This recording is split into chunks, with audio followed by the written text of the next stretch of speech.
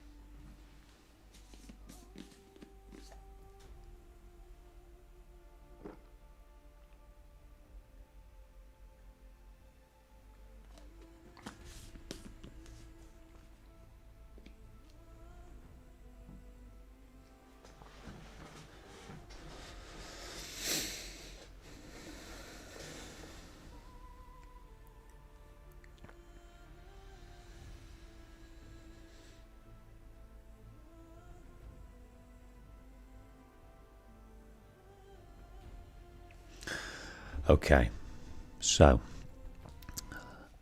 let's see where we left off here. It's been a little while. I do remember we opened a fair few side quests and different quests we needed to do. We kind of listened to everyone's needs throughout Meridian. And we've got a few in the bank here, so we're going to go and deal with those. We've got a few main quests as well. Here she is. Remind myself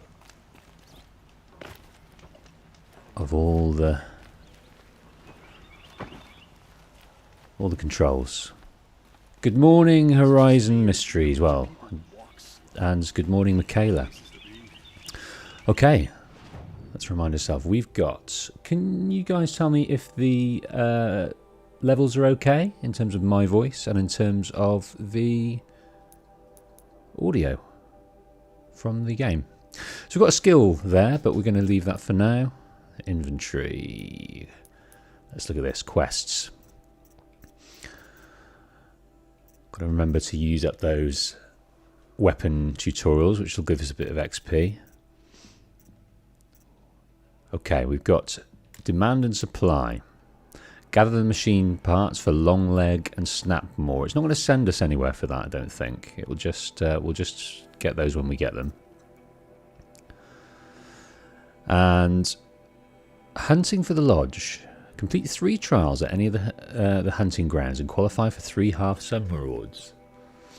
Okay, we will do that as well. Search for the Banuk camp. That's quite a way away, isn't it? Honour the Fallen. Sun Priest Namam wants to usher in a new era of reconciliation between tribes by helping 3 pilgrims.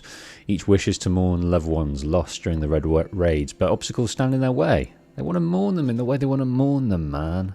Just let them mourn. Let them have their rituals and do what they need to do. Okay, robbing the rich. To learn what happened to Nassan. We've been all through these. We talked to the nobles, we followed the crime stream, we followed the blood trail. We talked to the witness, we went to the windmill, we talked to Kindiv about his sort of plight to end inequality, well, at least overcome it for some. So let's go and do this one. That is all the way up here. We can probably start by just getting a tiny bit closer.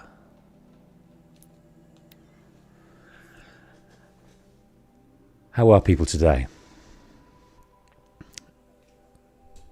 Are you fulfilling your wonderful the day's promise? I hope so.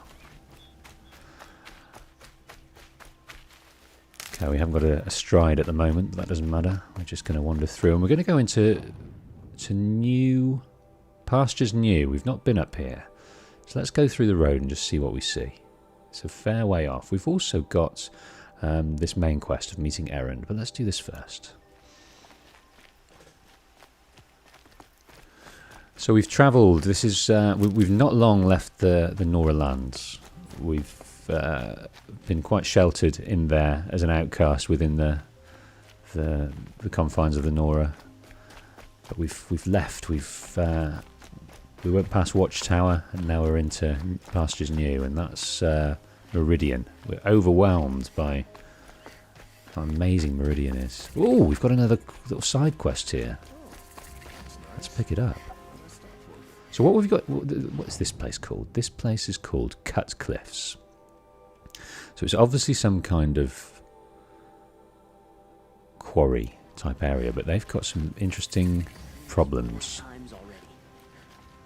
So let's go and listen to these guys. I'm not sure I'm going to do it right this moment.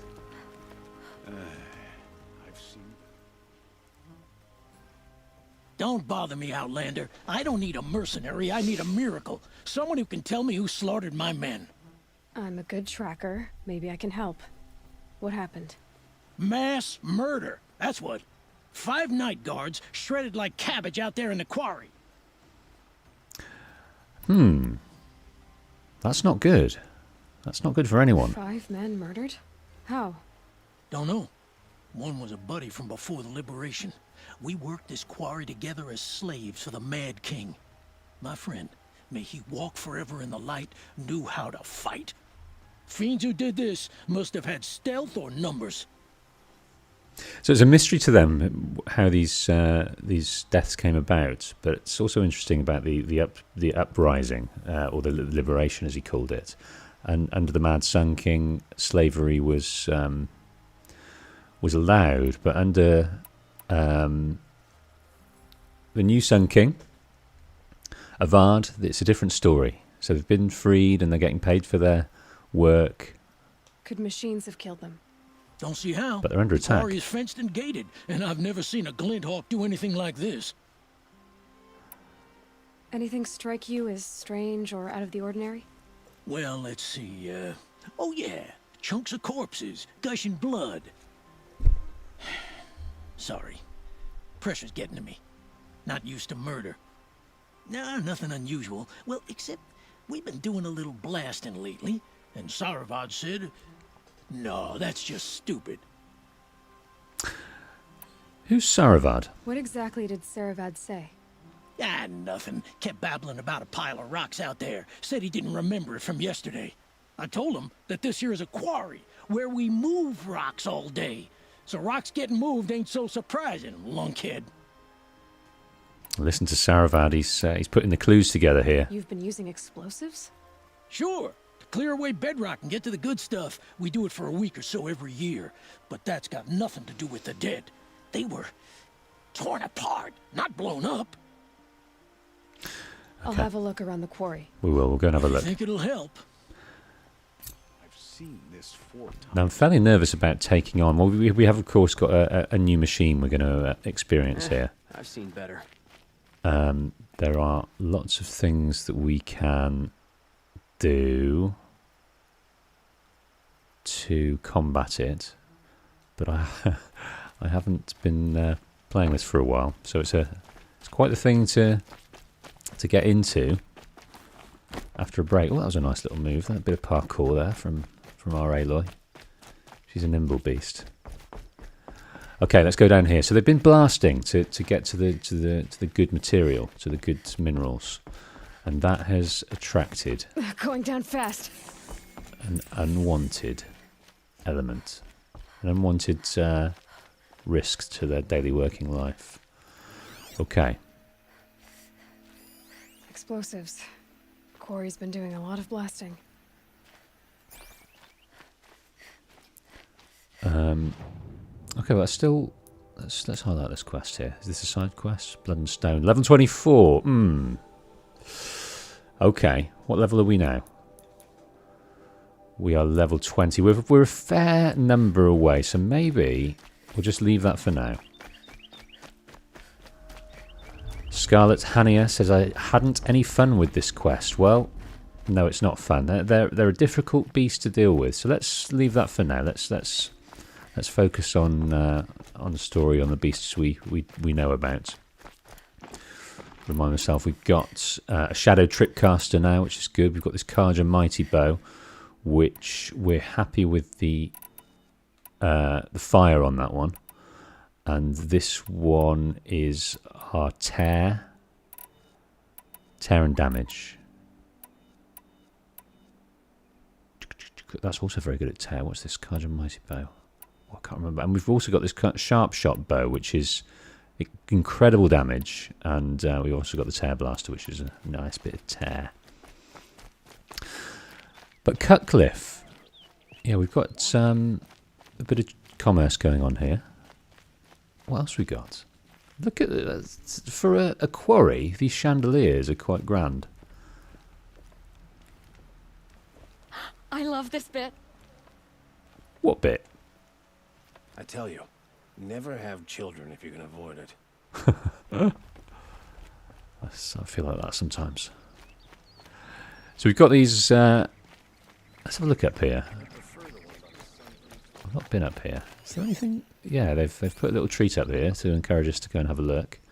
This wonderful handiwork. Nice bit of Carja engineering here. Ropes and pulleys and things to bring up this rock.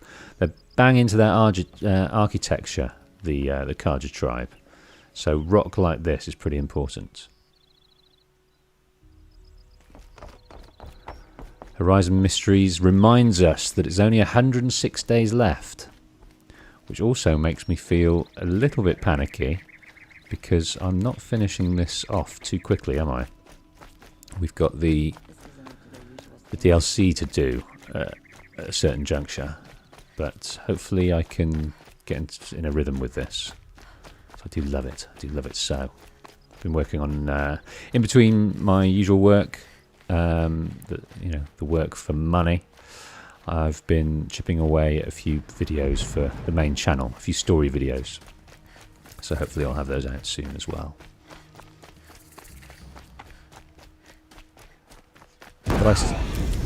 Oh, what's going on over here? I spent, I reckon, about 300, 400 hours on the Horizon video. And that video, in terms of viewing numbers, has not done well at all. The algorithm has not picked that up. That's relatively disappointing that it hasn't got out there. Well, that is a long leg.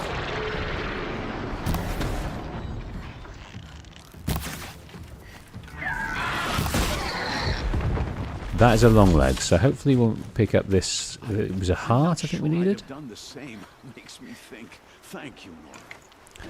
So metal shards, luminous braids, long leg lens, which is what we needed. I think it might tell us. Let's have a look at the... Yes, we picked up that long leg lens. That's good. So we just need a snap more lens now. How you doing, brother? So this guy is a hunter from the lodge, by the look of him.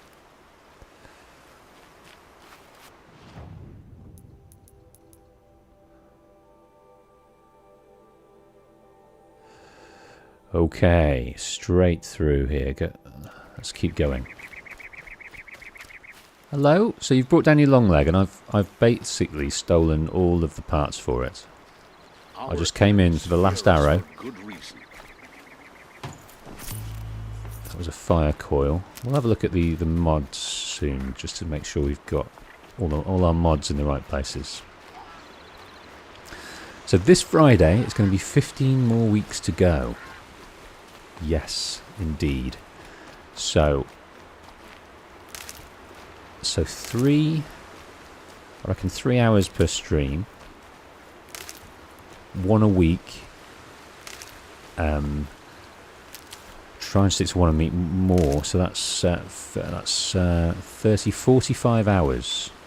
Do you think I can fit in everything in 45 hours? Right, that is a snapmore. Okay, that freeze sack. Is it... So the body is weak to fire.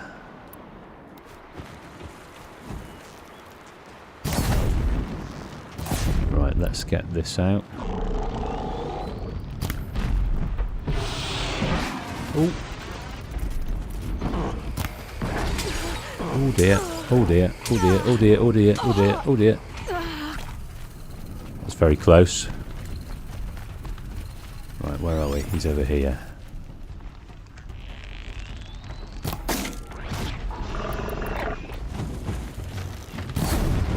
Okay, well that's... Oh, there's another one! Where do you come from?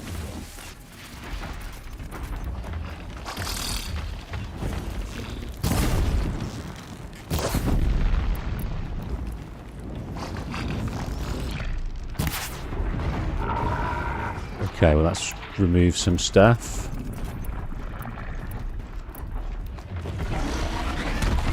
Oh! Let's move, let's move. Where are we, where are we? Oh dear, I'm about to die. I haven't got any potions.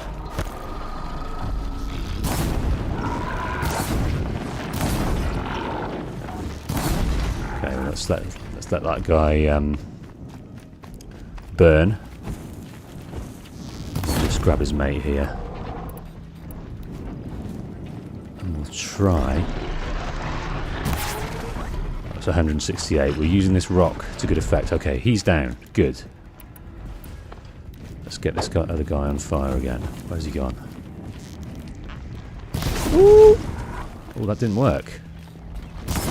There we go. Try that on the back there. No. Okay, he's still on fire. What I might do is wait a moment for him to finish firing. And then just whap him with another one. There we go. Okay, burn, my friend. Right, I could do with this Snapmore lens or whatever it wanted. So we've got metal shards, Snapmore lens, chill water. Yes, there we go.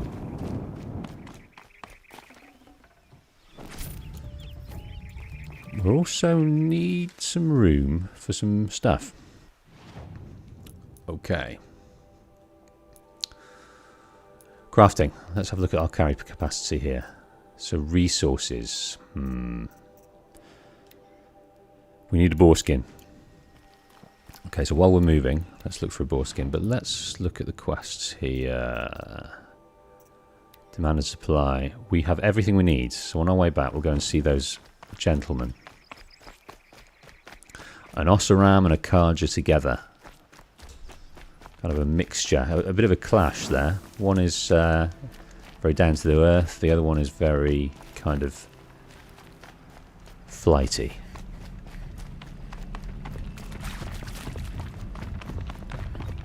So are you going to do a Let's Play for Horizon Forbidden West, or will you play the game on your own? Do you know what? I think I'm going to do a Let's Play. I think I'll do a stream if I can. I have ordered it as a physical disc. I'm not a big enough YouTuber to get it sent to me. So I've ordered it as a physical... Oh!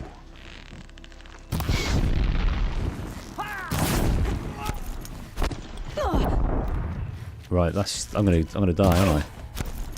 I am gonna die.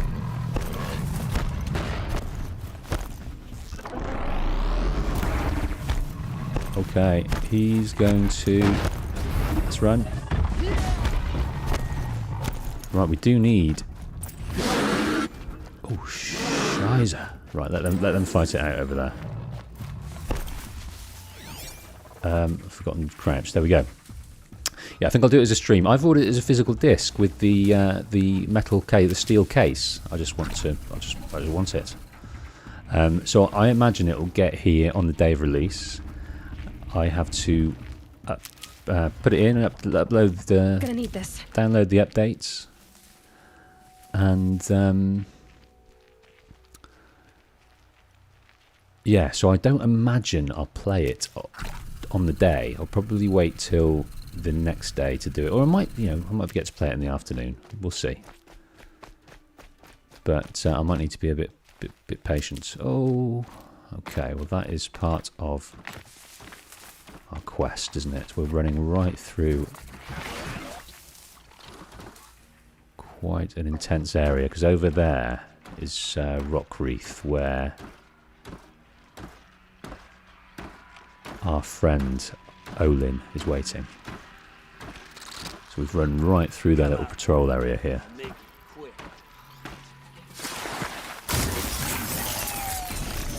And in doing so, we've alerted this guy. So I'm not going to hang around. I'm just going to let him...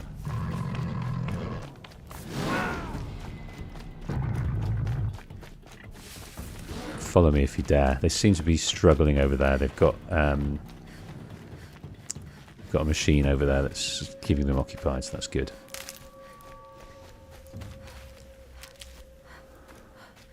Okay.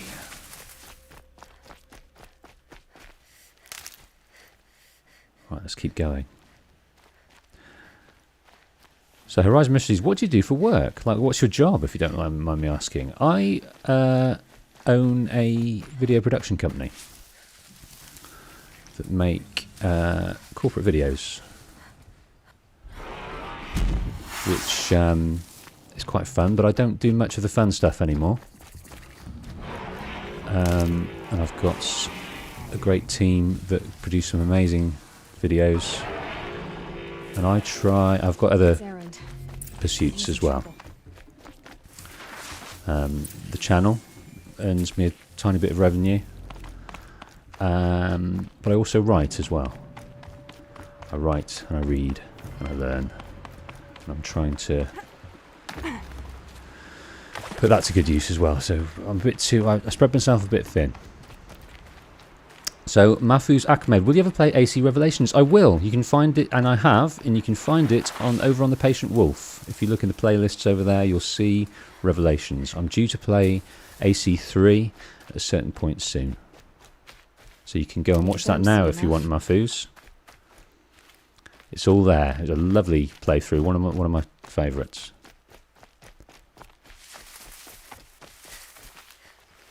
So yeah, I'm going to play Horizon Forbidden West blind, and I'm sure we'll discover some amazing things. Nassan was supposed to check in. Okay, let's go and find out about Nassan. So Scarlet Hannah told us about a data point in the area. Yeah, okay, I missed that one, didn't I? We will try and keep an eye out for those. We've got to be a bit more...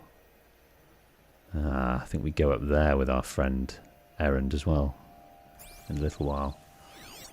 I can't remember what that is. We've also got to look out for a boar. Okay.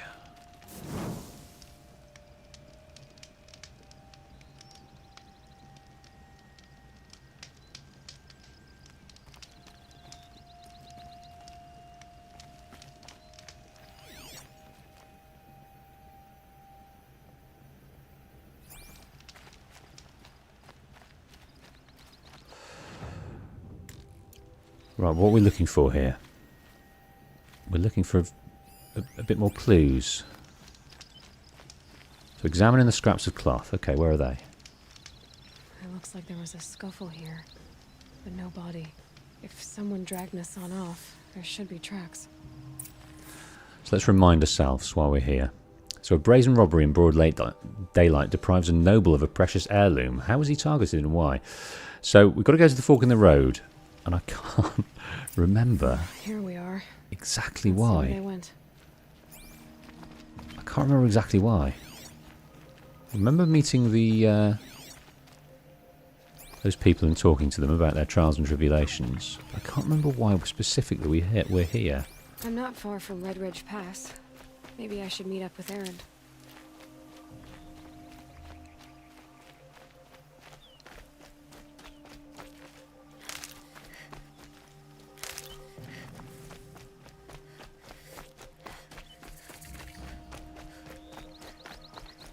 Okay.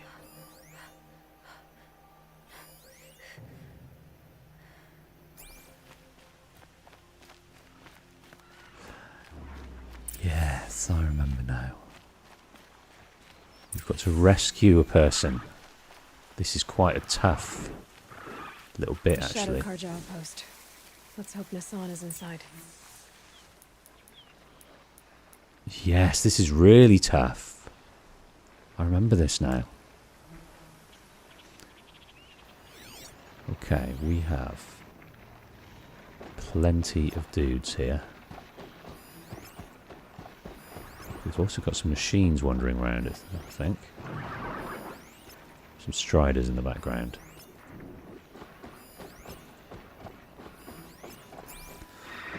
Okay.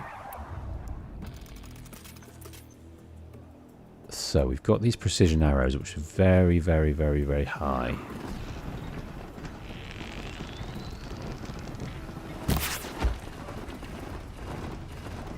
They're off. They're off. It's all right. Let's get this over the guy.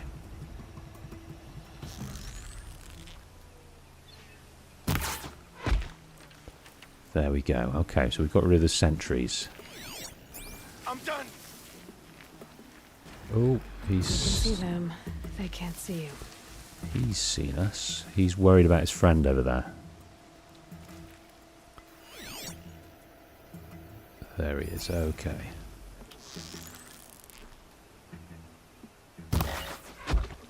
Okay, that was lucky. I was slightly off there. So that's 3 of them down. I think we can access this round the side. I don't think we need to go all guns blazing here. Don't think we need to go up the middle. Or maybe we do. I can't remember. They're just dropping like flies. So Mahfouz is off to watch Revelations now. We've lost Mahfouz.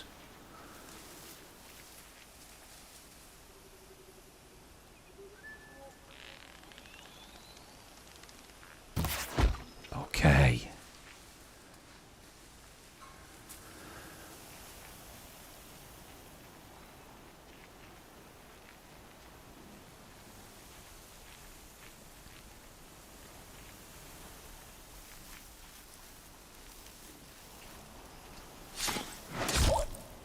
Excellent. So taking down these guys, and these are Shadow Carja. So we've not met, well, we have met these guys, but not... Oh.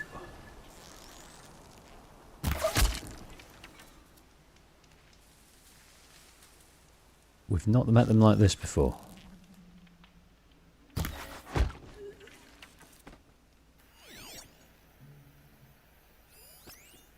There are plenty of them. Oh my goodness. There's loads. Right, let's see what we can see around here. Oh, I didn't.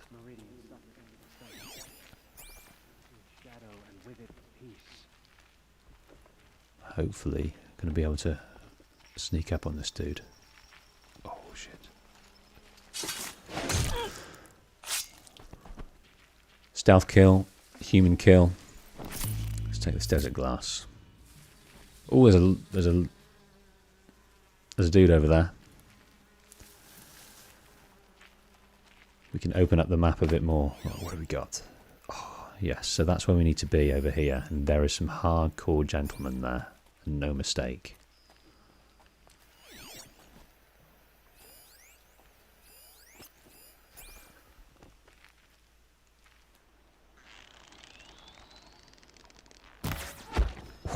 Clipped him. You can sneak in on the side. Yes. I thought up here. Yes, I thought that was the case. Oh. There we go. It's offering us a way around here, which is good.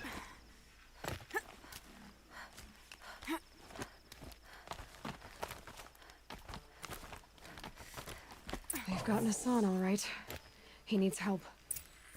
Let's try this again. I'll keep it simple since you're obviously feeble. What were you doing out by the fork? It was a picnic. With your mother. I think he's trying your to hurt mother. Your feelings. Won't work. Okay. My mother loves a good picnic. Be that as it may, we're not getting anywhere. That's all right. Right, let's have a think about what we can do here, because I'm out the loop and I'm a bit nervous about this one. What have we got? We've got these slings that won't be much good. We've got these shadow trips which won't be much good. We could do with some bombs, but we haven't got them. Maybe we can set a few traps.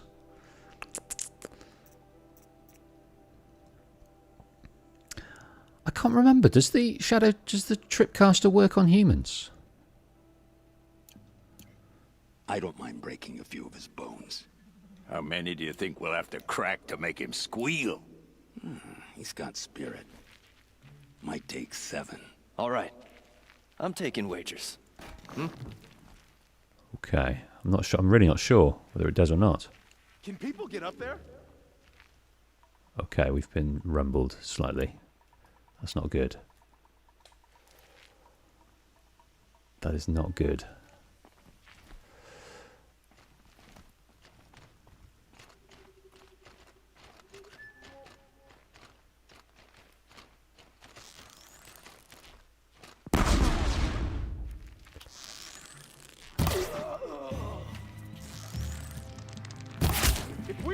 Okay, these kestrels are...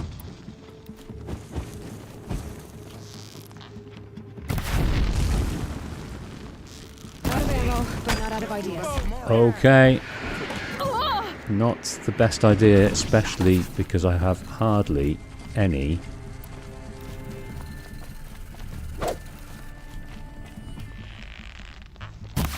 Okay, that's him gone. Any more? Where are they? They're coming up here. Ooh. Okay, let's get out of the way. Let us get out their way.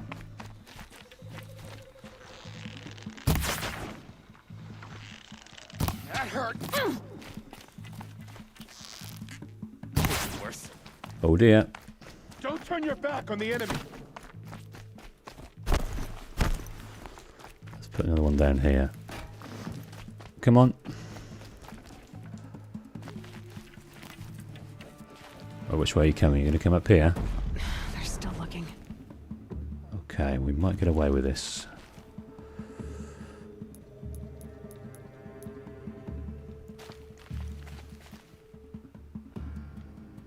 Is he going to set this off?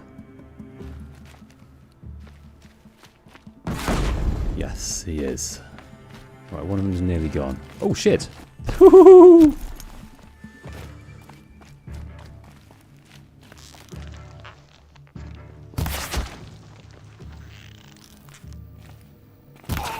Right, he's gone. Right, I need to get out of the way of this guy.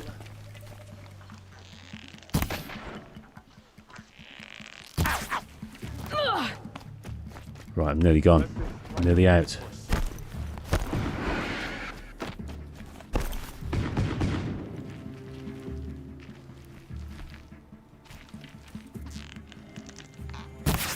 Okay. Oh, his mate's coming. Who knows where she went? His mate is coming. Let's put another one in here. No ammo. This is...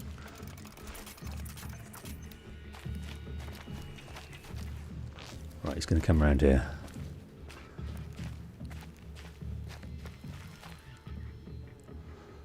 Let's wait and see.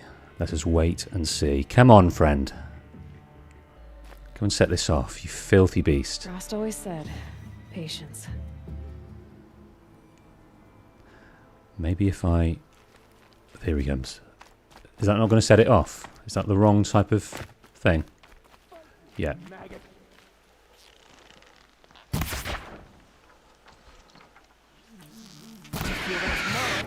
Don't let up. Not getting him in the face here, which is annoying. Not that one. Gonna make you pay for that. Oh shit! Don't know what happened there. Right.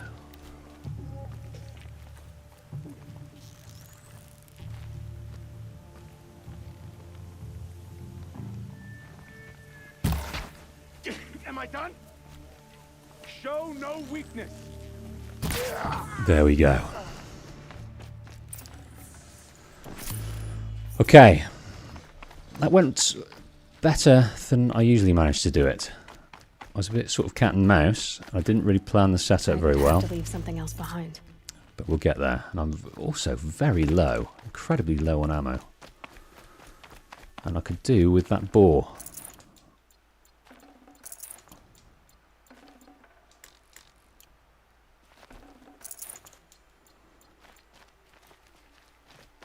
Okay. We've rescued you. Nassan? Kenji sent me. Let's get you out of here. I thought that old salt had abandoned me. Guess I owe him a slap on the back. Come on, this way. So we're going to get out of Dodge with him. He's going to take us around the back way. So I don't think we'll encounter any more gentlemen, which is good.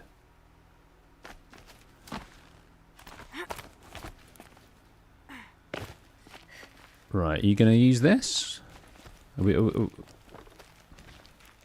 You can repel as well. That's well done. He's got some skills as well. I didn't think the repel tools we had were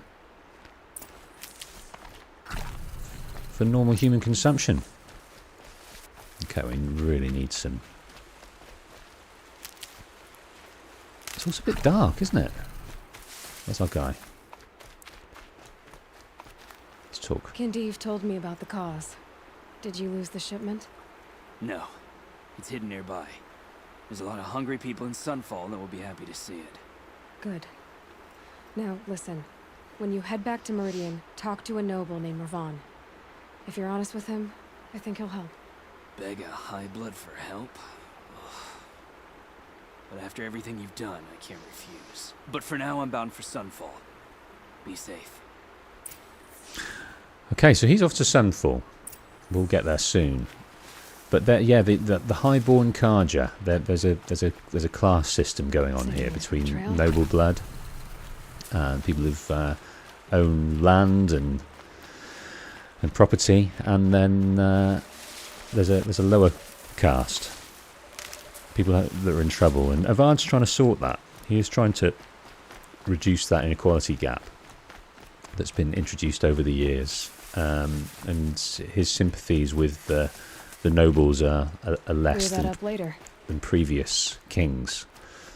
So, and I think so. For example, the guy whose property was stolen, Aloy thinks that he's going to listen to reason here and help them. He thinks if he's not charitable, he's sympathetic. So we'll see what happens there. So we've got to return to Ravana. And I think what we'll do is we'll go straight there and return, and we'll also pick up that other quest with the two traders.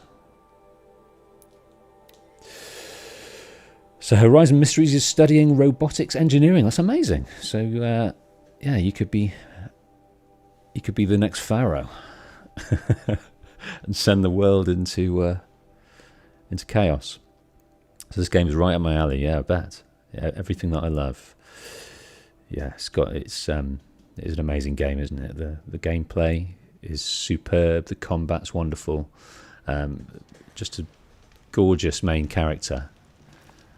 And just the lore's fantastic.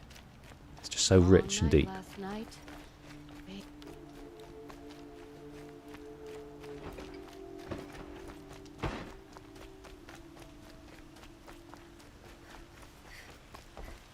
A man named Nassan came to see me, and we came to an arrangement. I think many in Sunfall will benefit from it. All this from a stolen sword. As they say, follow the shadow, and you'll find a flame. That's cool. That's cool. So he's happy. They've come to an arrangement, and he's sort of... His ego, he didn't get too inflated. He didn't get too angry. He understood. He's got his property back, and he can help people at the same time. And we are level 24, 21. So what were we after? I can't remember now. I think we were after this concentration, so we need another skill point or two, which we'll get. But let's go and do this one, in which we will earn 2,500 XP. It's not going to get us too too near, but it'll help. I think we've got to go down into the elevators though. These wonderful, beautiful elevators that the Oseram helped build.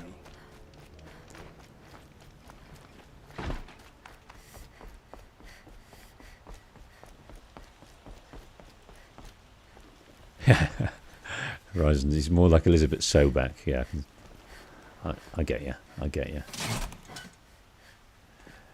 Creating machines for good that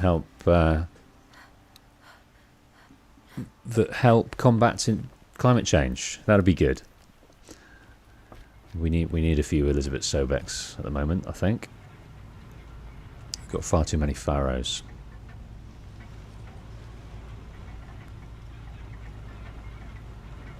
In this world.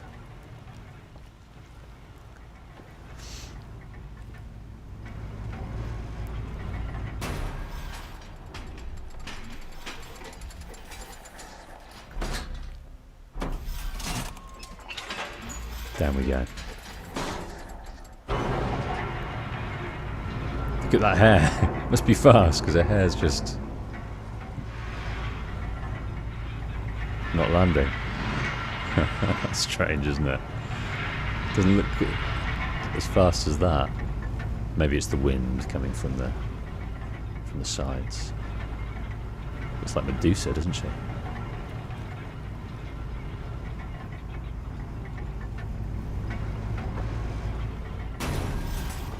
Yeah, I'm looking forward to seeing Horizon Forbidden West. Seeing how the animation changes. I think this is great. It obviously looks amazing. Horizon Zero Dawn. But we're going to see a jump. Hunters, scroungers, bring us your metal. Scroungers? What kind of brutes are you trying to attract? We were agreed. I do the calling, you do the counting. I wouldn't say agreed. I don't complain about your counting other than it takes too long. I wouldn't have to check it twice if you'd stop droning in my ear. So the Oseram there has got a Southern American accent. Okay, so we've got their staff. They've each got their role. He's the maker and he's the counter. So I have both your parts. Let's see them chat it out here because they wanted different things, didn't they? I brought you both the parts. So, what do you say? I don't suppose I could buy just the one. You'd buy the wrong one. So give the hunter her shards for both. Of course. Here you are. If this is the price I have to pay. The price you have to pay? The Snapmaw lens might just cover the loss we take on the other. It won't sell for a loss, charcoal burner. You'd pay handsomely for a long leg lens if you had an imagination. I have an imagination. When you rattle that piece of junk around, I think of your skull. I told you from the beginning this wouldn't be a scrap-dealing operation, that we would have class. And I told you, a true metal seller knows to get his hands dirty. As you wipe machine oil on my silks. Who wears a silk apron to the metal markets? I do. They've got a very robust, See about your business, stranger. sparky relationship there, haven't they? They haven't kind of met their compromise on how the business is being operated. They've met each other, know that they've got differences, but they smell some money, some trade. But that trade, they're not sure how to ply it yet. So we got a treasure box here. We got 3 remarkable reward ones. What do we get? We're getting echo shells, shock traps. We can't take those at the moment because we're struggling. We need to find some boars. Okay. So that was...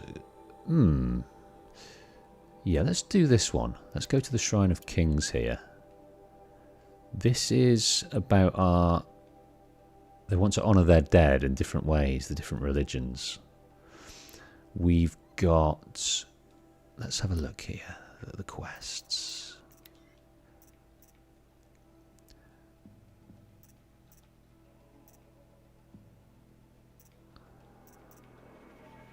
So we've got the 3 different tribesmen wanting to honour their dead in different ways. So let's go and do this.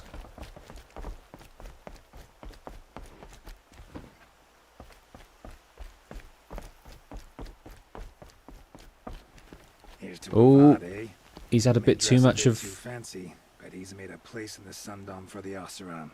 If we teach the Carja nothing else, steel to my soul, we'll teach them how to hold their liquor. The Oseram do like a drink, it seems. So they're all here. They're employed for their skills by the Carja. They live and breathe and settled in Meridian, but they've got great engineering skills. They really know how to build and engineer and invent new ways of doing things. So they're a valuable folk, but obviously culturally, there's a disconnect at times. Right, what do we got? We got 309. We'll go to this one first. Did you watch the Horizon gameplay trailer? Of course. It looks stunning. Stunning. The new how they've developed the spear as well. I thought that was really kind of needed. How they're going to use that, and obviously we've got different power-ups we can add to the spear. That's going to be really interesting. So close combat's we're going to have the stealth element. We're going to have the ranged element, obviously, which has been improved and enhanced, but what's the biggest of those is the melee. So I'm looking forward to being able to do that. The melee in this is not brilliant, but it's okay. Yes, Scarlet Hannah, you were right. They did a lovely job in Frozen Wilds. Okay, I might try. Just dodge these guys. Ooh, a charger. We haven't even seen a charger yet. Okay. Might go up and try and...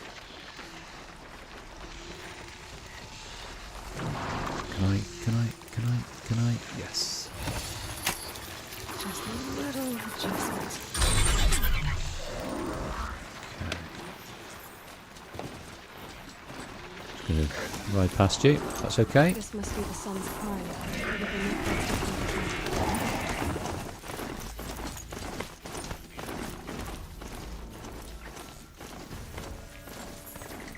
Okay. Where are we? Let's have a look down here.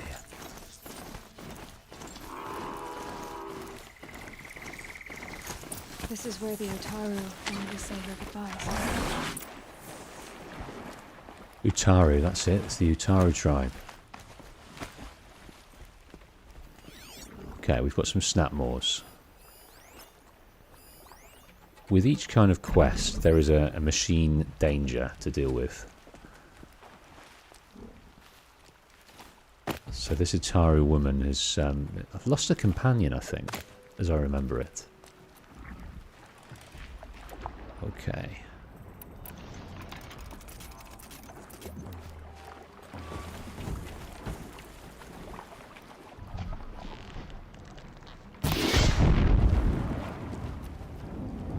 Gotcha. Okay, that's blown up his mate, which is good.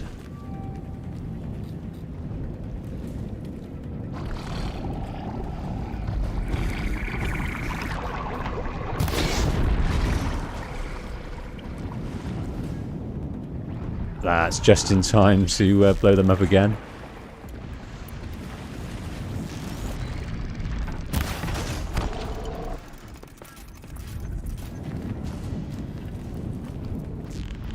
Right.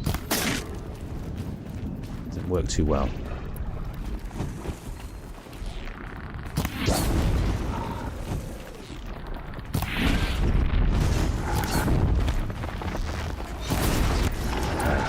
Go. That's good. His mate.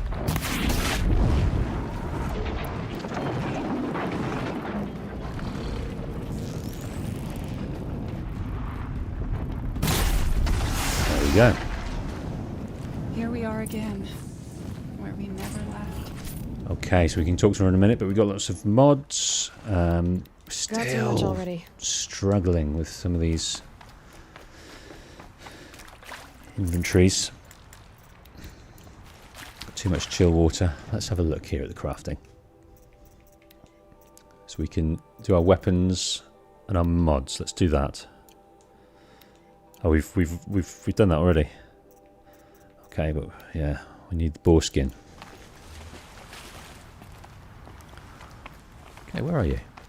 Here you go. So this is I think one of the only Utaru we ever get to meet, Rhea.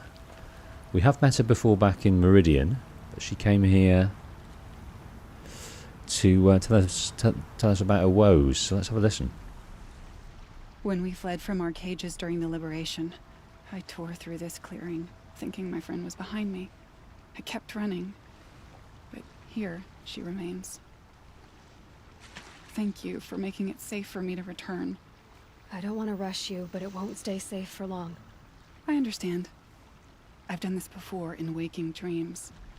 In the pool, I'll find the bracelet of seeds she dropped when she fell.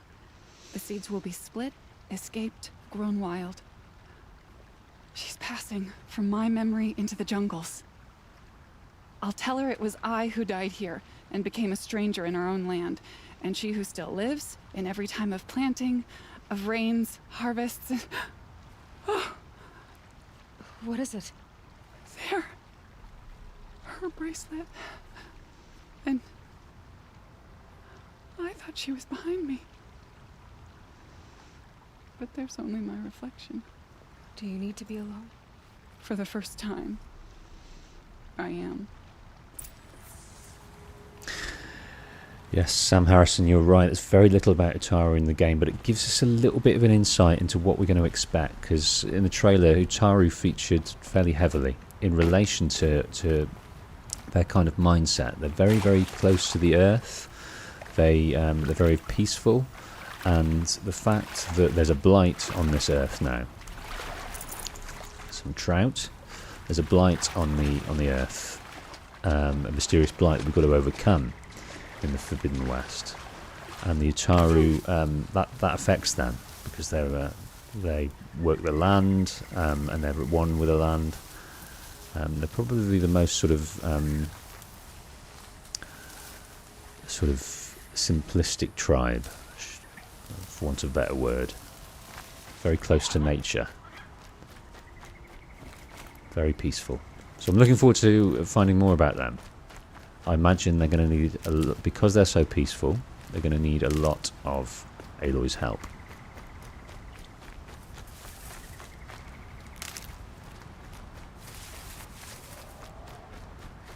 Okay. So next, no, let's go to Sun Climb. Let's climb up here.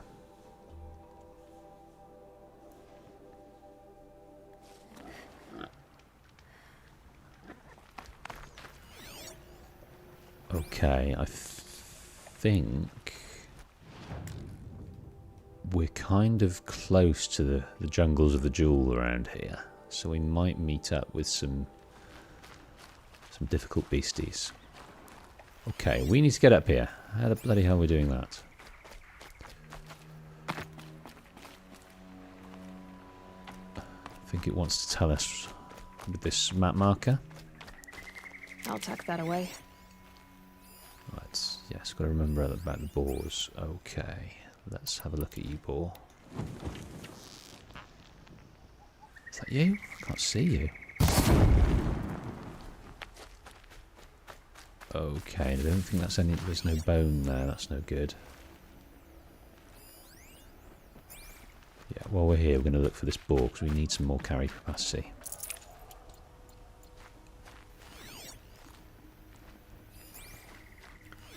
What's this?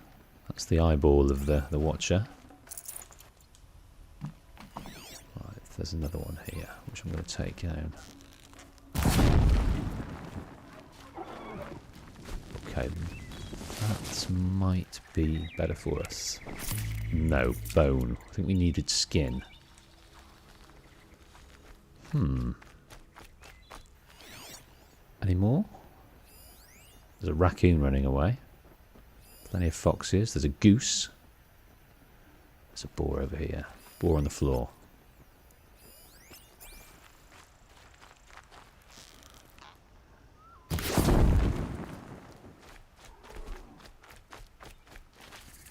Don't want to spook this one while it is. Let's... Okay, no dice for those guys. Can't carry more. No dice.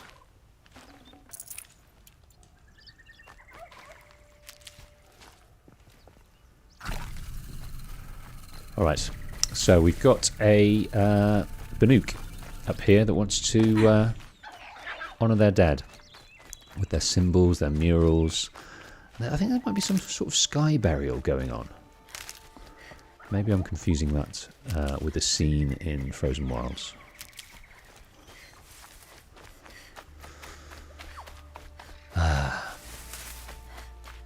This is a nice area, isn't it? So within proximity to this place, the Carja noblemen have got their kind of estates. Oh! Oh no. No dice with that one.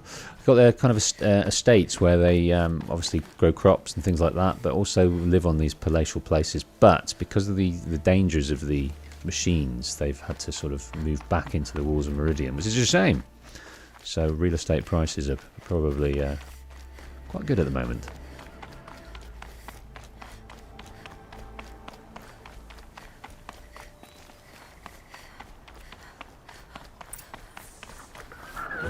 Okay, well, right.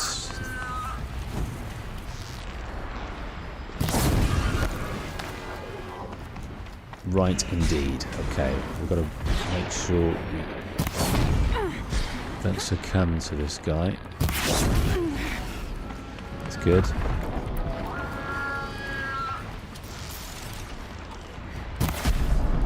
Okay, that's got him. Right, I'm struggling here. Oh, don't want to dive all the way down here. Didn't realise. Oh god! I thought I had a handle on that. I thought it was only 2. It was 3. Where are you sending? Where are you sending us? Right back to the bottom, I imagine. Oh. Okay, what do we do here? So let's get prepared. Let's get prepared with the right things.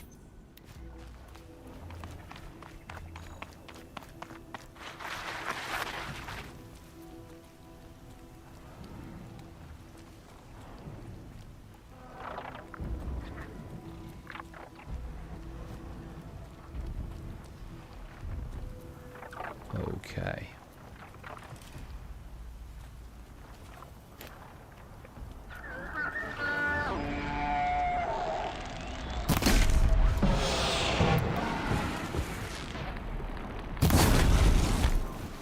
Right, there's his mate there.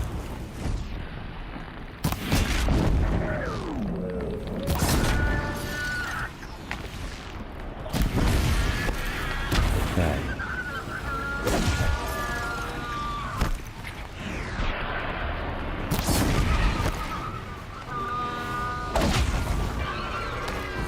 You haven't been touched yet. I'm going to grab you.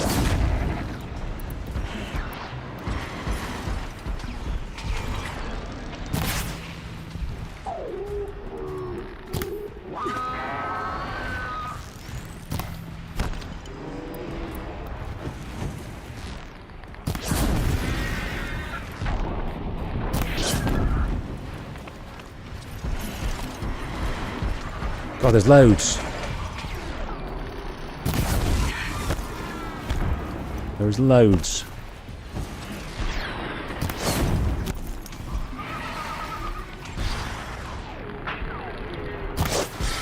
Oh.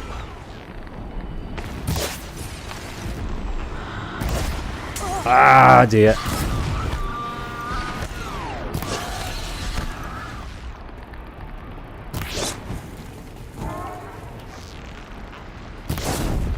Come on, come on.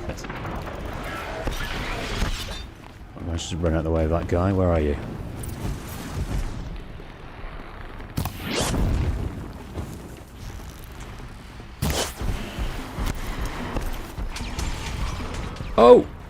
That's not good. Oh dear. Right, it seems to have lost me for the moment. Low and quiet does it. Right, where are you? Let's go across here. Oh, there's a... Where are you, son? There you go, right. There we go. All got. I've got this metal flower as well. It's good to be free of the city. So, these metal flowers have been designed by someone who enjoys poetry, and they've put the poetry into the code of this. It's not completely explained about the metal flowers. This is pretty cool. So this is William Wordsworth, I believe. I wandered lonely as a cloud that floats on high over vales and hills, when all at once I saw a crowd, a host of golden daffodils, beside the lake beneath the trees, fluttering and dancing in the breeze. Continuing as the stars that shine and twinkle on the Milky Way, they stretched in never-ending line along the margin of a bay.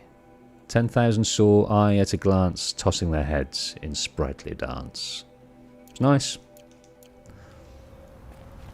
It's a very famous poem. I'd have to ditch something. G. Hafford, hi there. Hi there to you. How's it going? You are a better hunter than I. I'll paint the mark while the spirits of the Glinthawks linger. There'll be more where they came from. Yes, there will always be more machines.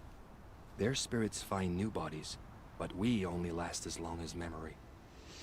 That's why I must leave this story, a monument to our vanished shamans, to the wisdom the Carja bled from us.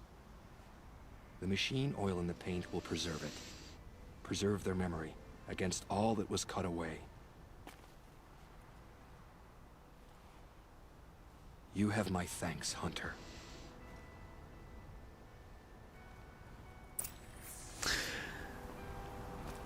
So the Banuk, they paint their stories on the stone. They've mixed beautiful colours from various organic materials, but they also use the machines. And here they've used the oil to give it, to preserve it. But yeah, it's kind of what was he talking about there? He was talking about how memory, memory only lives on in through the memories of those you leave behind, and that doesn't last long in the grand scheme of things. These murals, they can last for centuries. And it's interesting how they almost envy the machines, because their consciousness, they know about kind of machine, that their consciousness just gets reborn in other machines. It's kind of a central hive mind. But theirs, they need to mark it. So the battle there between machine and Banuk was lost by the Banuk, but they know that they just need to preserve it. They don't sort of blame the machines too much, because they try and live in relative harmony with them. But he does need to leave his story in the stone, and so we carved the way for him there. Scrabbling a bit.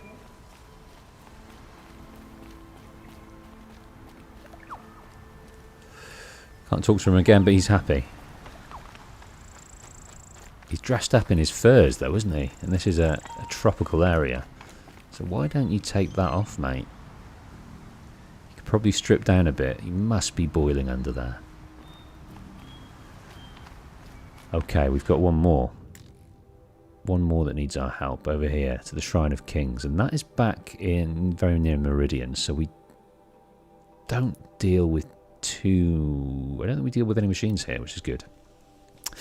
You're doing great. That's good to hear. Really enjoying your Subnautica playthrough. Yes, I'll pick that up again very, very soon.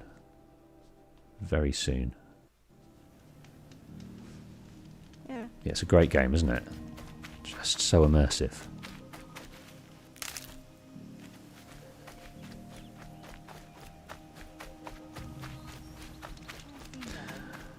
So we need this boar skin. That's what I'm intent on. So let's have a look, see if there's any stray boar anywhere. Don't think there's many up here. But when we get out and about, we need to take a long journey and just try and pick off some boar.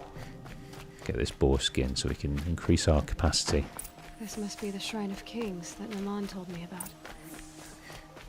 Now, he is struggling to get in there. That is a shrine to the Mad Sun King, commissioned before.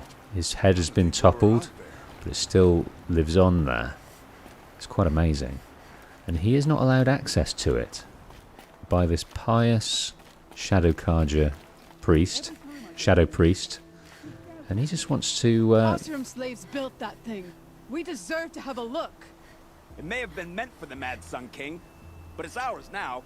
It's a public monument, not his private shrine. Okay, let's talk to Brageld. You won't get in there. That dried up old prune in a robe sees to that. I can be persuasive. But what does an Osram want with a Carja shrine anyway? It reminds me of someone. Gone 2 years now. But what does a girl like you know of loss? Try me. I had a lover. Worked on monuments to their bastard king. Then he gave them a show in their sun ring for good measure. The Carja gave me back his broken bones, but what use are they? They won't build again. They won't make me smile. And seeing a statue of the Mad Sun King will? I need to see his work again. The marks his hands carved. The set of the metals they hammered. That's the soul of him. But that shriveled up old priest won't let me near it. I'll see what I can do. Every time I go near the statue, he shouts at me. Osram slaves built that thing. We deserve to have a look. You will have a look. I will intervene. We will democratically It's a public monument. go and speak to him. But it's interesting, isn't it? It's what that represents to him is... what that represents is the Mad Sun King. The Mad Sun King put his lover in the sun ring and they died. But he doesn't see that at all. He doesn't see it as a symbol of that. All he sees is the craft. And he knows what went into that and whose DNA is in that. Whose blood, sweat and tears. So that's really interesting. That's such a great slant on it, isn't it? What people mean, what things mean to other people. Every time I go near the statue, he shouts. Same things mean different Osram things. slaves built that thing. To We different deserve people. to have a look. It may have been meant for the Mad Sun King, but it's ours now. Okay. It's a public monument, not his private shrine. Let's see what this isn't a nice man. He's not a nice man at all. Every time I go... Turn away, child. The abiding Jahaman wishes to be alone in his retreat. If you want to be alone, go someplace else. Others want to pray here. Defile it, you mean? Yet another debasement of what was once pure. Truly, our tribe has lost the light. Our king is false, our temple is corrupt, and our soldiers weak. The sun hastens across the sky for shame. This guy doesn't see the new regime as a positive step. He's obviously got great sympathy with Jiran and the Shadow Carja. And he yearns for the old ways, despite his faith that I assume is supposed to be benevolent. He is, he is one that likes the oppression. So the Carja have become impure? What does that even mean? Is Meridian not meant for those who built it, who made it great? It was pure before outlander squatters took it over. You mean Meridian was pure when the outsiders were in cages or dying in your arena? The sun is pure, child. It is not our place to question its divine will, only to act upon it. Yeah, that's open to interpretation and also to use its teachings and doctrines of each religion to oppress. You can use it for its beauty in its original meaning, or you can corrupt it, and this guy is of that ilk. So the Sun King is false, the temple's corrupt, and the soldiers are weak. So why is the temple corrupt? I can see why he thinks the Sun King's false, thinks the soldiers are weak. You called the temple corrupt, but aren't you one of its priests? They call themselves sun priests, but they have no authority. Youths and sycophants all. Yet those who gave their whole lives to the sun's service are shamed and ignored. So that's what this is. A tantrum? A cry for attention? You know nothing of our rights, and yet you dare to insult me. I thought Avard taking the throne was the sun's will. The boy dishonored his father, dishonored us all. To kill the Sun King. What shadow, what twilight time he brought upon us. And how many more would the mad Sun King have killed if Avard hadn't stopped him? The sun called for blood. There was no choice but to obey. So it's interesting, he's a sun priest, but I don't know why he didn't leave with the Shadow Carja and go with those guys, because he seems to be more aligned with them. Why do you think your army is weak? Because you're not at war with everyone? A Carja throne relying on forged dirt mercenaries? Preposterous! The so-called liberation was nothing but a purge. Our most blessed warriors, chased out of the city, exiled to Sunfall and the Forbidden West. Our tribe is torn.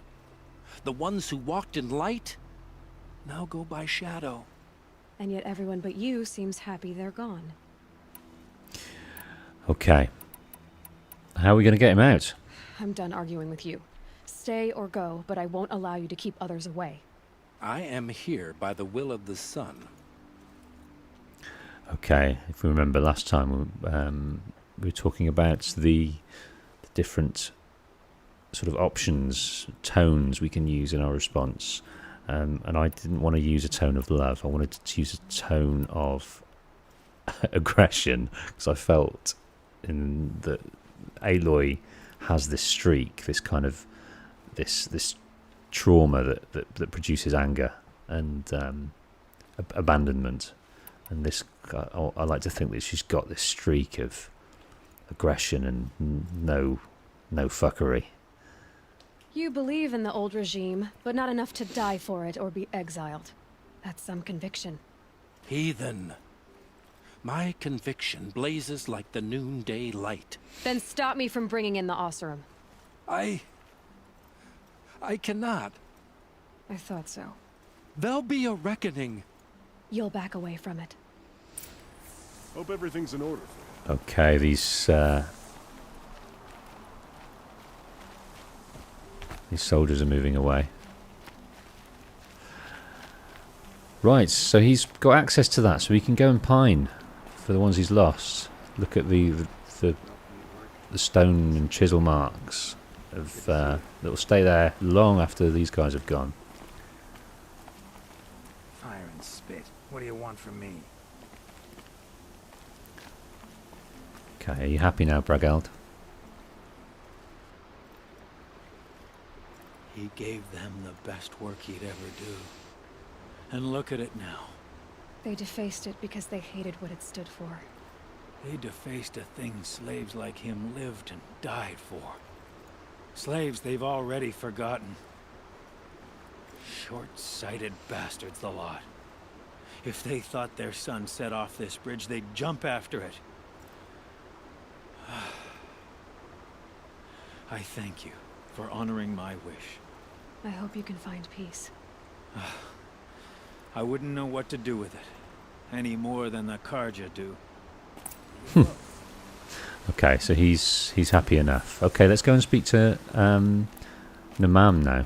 We've kind of helped those he highlighted as needing help. So that's good. So we'll head on up into Meridian once more and go and see Namam, who's a good soul.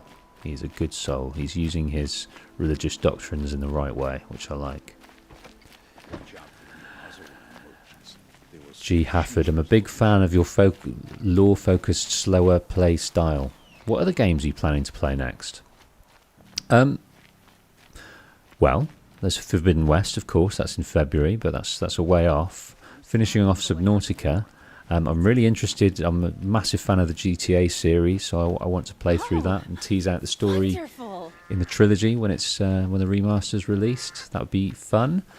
AC3 at some point. Other than that, I'm not sure. What would you like to see, Hafford? What would you like to see on this channel?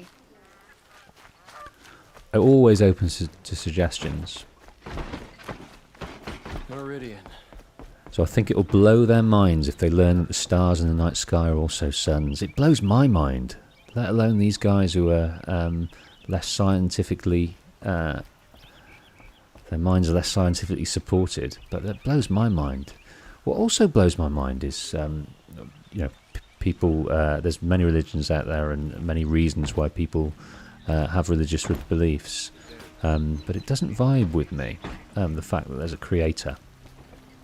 Just by virtue of the fact, as dwellers on Earth, as human beings, we are literally, we've just been born, just moment. There's millions and millions and millions of years, and we've been around for just a fraction, like a fart, just a fart in time. And I just don't think that there is a vengeful or benevolent God there that cares who we are as souls. Just doesn't ring true to me, but it may do to some. I just think we're completely lucky to be on this earth for the moments, for the brief, fleeting butterfly streak of time that we're able to do it. We've got to use it in the best way that we know how to do, and that can be in many ways, but it's up to the holder of that life to decide. The liberation. Let's read about this.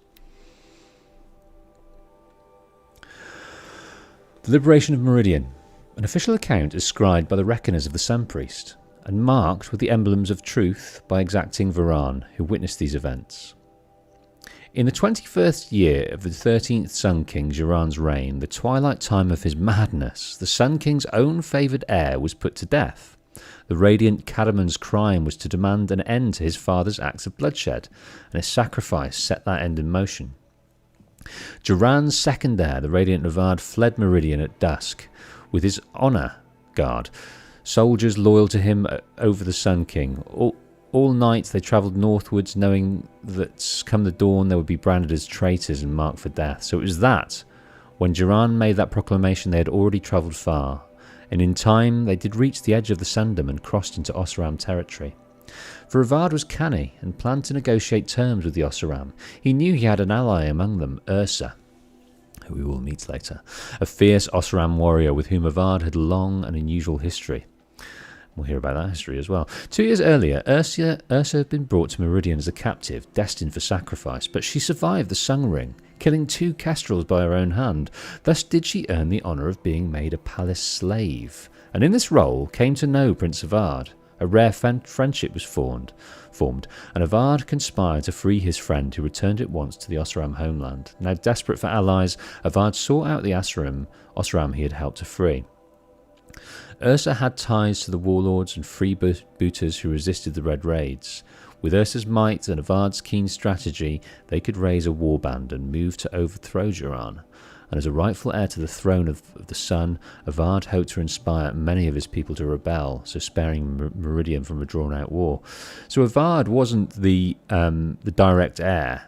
The old mad Sun King didn't want anyone to take his reign away from him, so he tried to kill his natural heir, and Avard picked up on that and fled. But so he didn't agree with his dad, but he had to live under his regime for a time and had a friendship with Ursa. After months of preparation, Avard and his allies crossed the borders and marched on Meridian. As word of their advance spread, many Carja soldiers fled back to the city, laid down their arms, or even joined the liberators. Yet wise Avard knew that Duran's faithful would defend Meridian to the last man, even sacrificing the lives of its citizens if it would hold the holy city against the siege. He found kestrels and city guard already set in on the walls, ready to face arrow and shot, but Avard's Oseram allies had brought new weapons, never seen beneath the sun, thundering cannons, strong machines. We'll get to play with those. Avard permitted them to fire their salvos on the outer walls, bringing many defenders down with great carnage. So he had to dismantle the city he wanted to rule in order to be able to build it back up again, which he is doing now. Maybe the Oseram are there building, and the materials from the cut cliff and various places like that, bringing in those materials to. It's only been 2 years. As the smoke cleared, the Liberators attacked in 3 groups. One scaled the wall beneath the Temple of the Sun, another took the aqueducts of the palace, while the main force overcame the barricaded city gates with cannon fire. These were the final blasts fired at the Holy City, as Avard forbade any further destruction. In the streets, too many scenes of brutality and chaos played out to recount. Among the terrible miasma of blood and smoke, the sun-ringed slave pits were open and hundreds spilled out, desperate to escape. Many of Duran's supporters seized their chance to flee with this flood of unfortunates. The day had turned, and seeing his forces much reduced, the Sun King Duran ordered his trusted kestrel to take Itaman.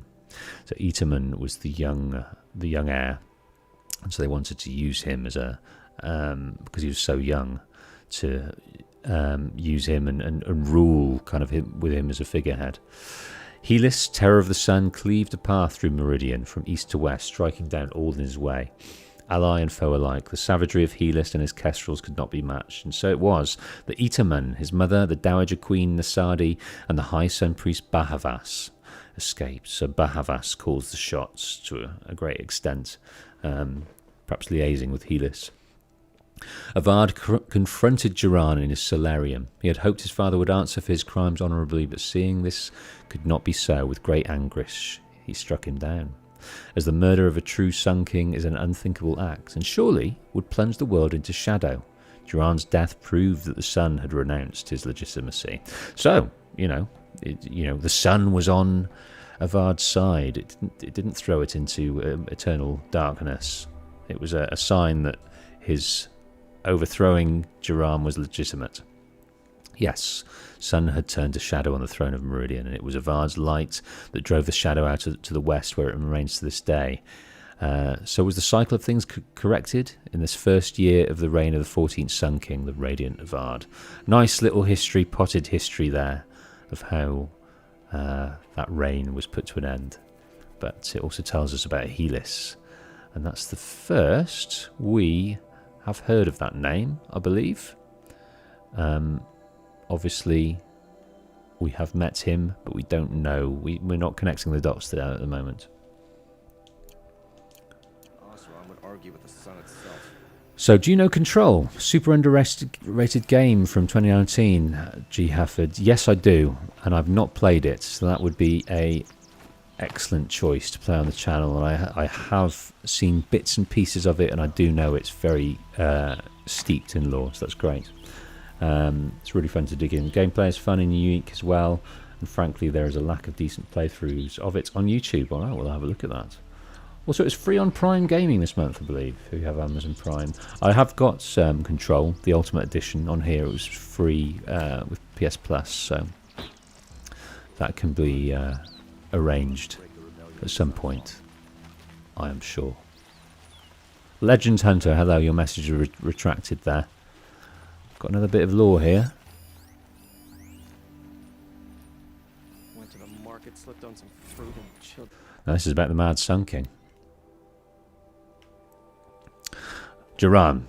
The reign of the Mad Sun King. Be warned, reader, that as a true account of the Mad Sun King Duran's acts, these glyphs are blotted in blood. Truly the savageries committed can barely be recounted, so pray to the cleansing sun for yourself and the teller of these tales. You will learn of the grieving wounds inflicted on foreign lands and the reaping of sacrifice, the Red Raids. For the Mad Sun King would order a whole generation cut from each village, so they might more willingly supply sacrifices to be harder pressed to field fighting men on the next raid.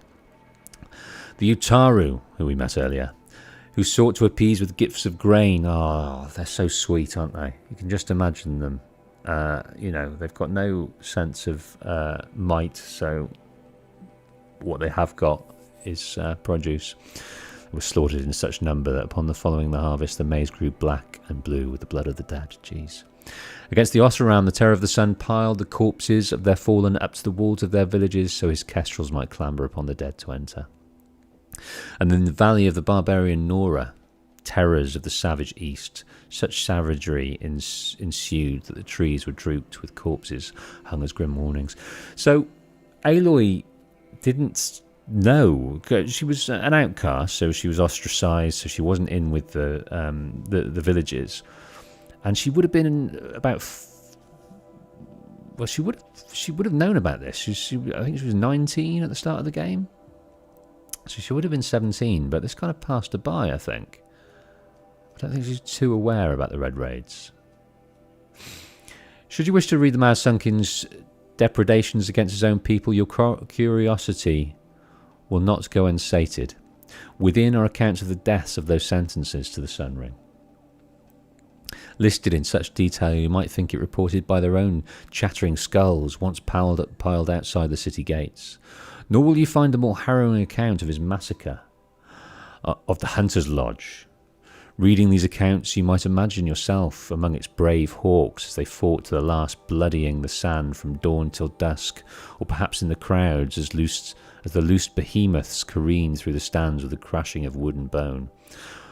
All this crazed so that he massacred many of the Hunter's Lodge. Right, so they were against Jiran. All this crazed bloodletting did the mad Sun King take in with his pitiless gaze. Indeed, he would not even look away from the goring of his own son in that ring of death. Yes, fair-headed Cardamon of the Dawn's Rising, so degraded and doomed for the crime of standing against his father. Such a true and a complete account of the mad Sun King Jiran's miseries cannot be found in the history annals or heard from the reckoners of the Sun Priests. It is with a heavy heart that I scribe these events, leaving out no shocking detail. But my debt is to history and to you, brave reader. Yeah, everyone knows of the Sun Ring and the sacrifices, and each tribe has their bloody tale to tell. It's interesting, the Oseram, obviously Avard, looked for help of the Oseram and found some allies within that through Ursa, but there are people of the Oseram tribe who are not forgiving Carja, regardless of who they are, and as I say often, we will come across that later. Okay, Naman.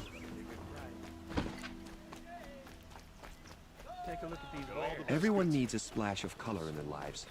Come, let's talk it over. Able-bodied adventurers. We've picked up a mission from this guy, Vilgund. We need to go and see a little Banuk settlement, which will be really, really interesting. Naman.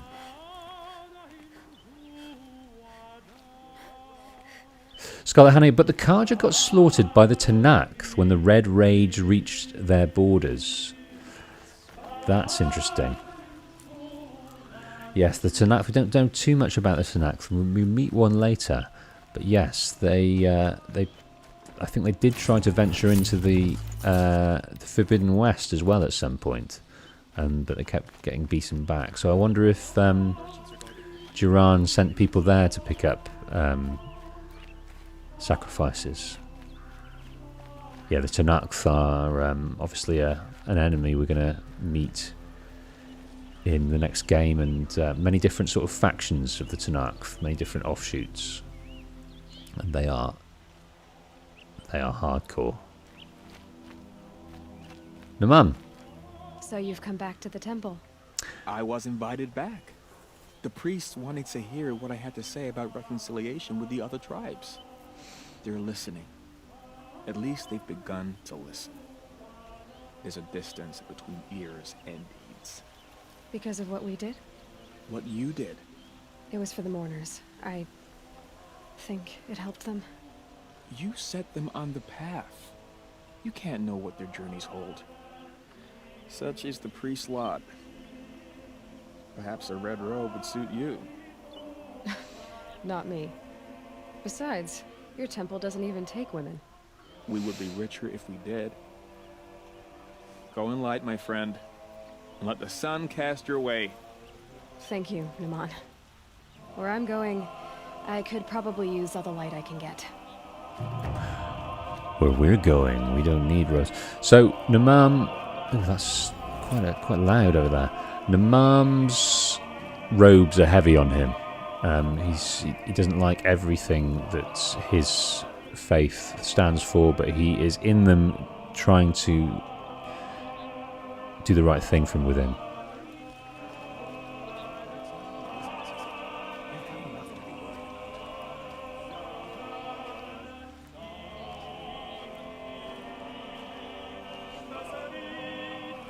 That's a nice choreographed bit of chanting, that.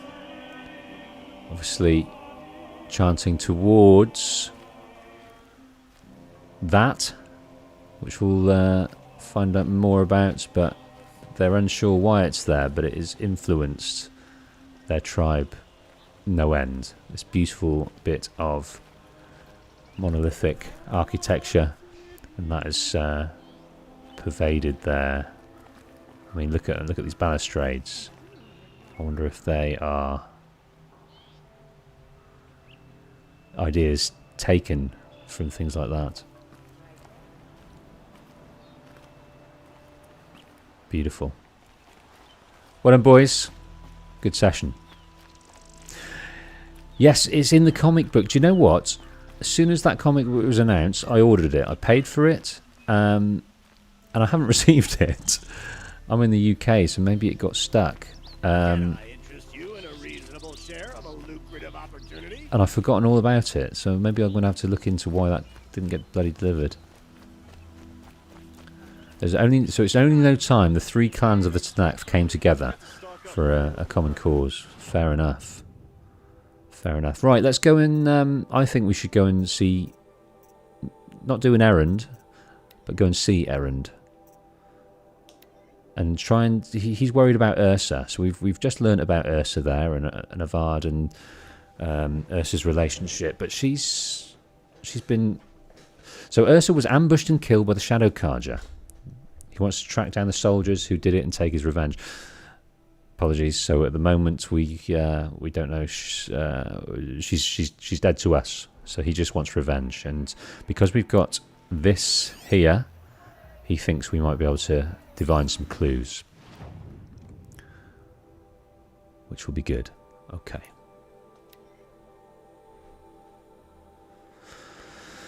Yes. So the three clans banding together. Yeah, I'm going to have to read those comic books. Obviously, some great lore will be in there, and it's all canon, isn't it? I believe.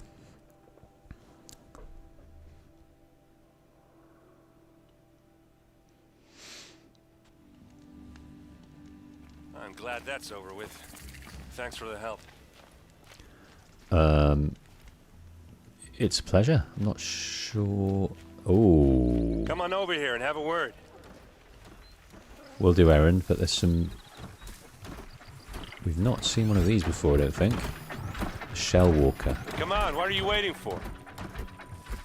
Well, what I'm waiting for, mate, is these guys to go. What, you don't feel like talking? I do feel like talking, Errand. I really want to help you. Hey, seriously, we need to talk.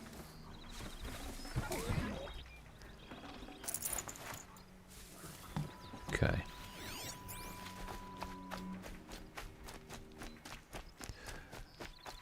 Right, what do we got here? A lance horn. I can't spare the weight. Before we talk to you, I'm just going to see if you've got some boars around the place. It's a fox. We really do need that boar. No, just foxes on this. What are you doing plane? out here all alone?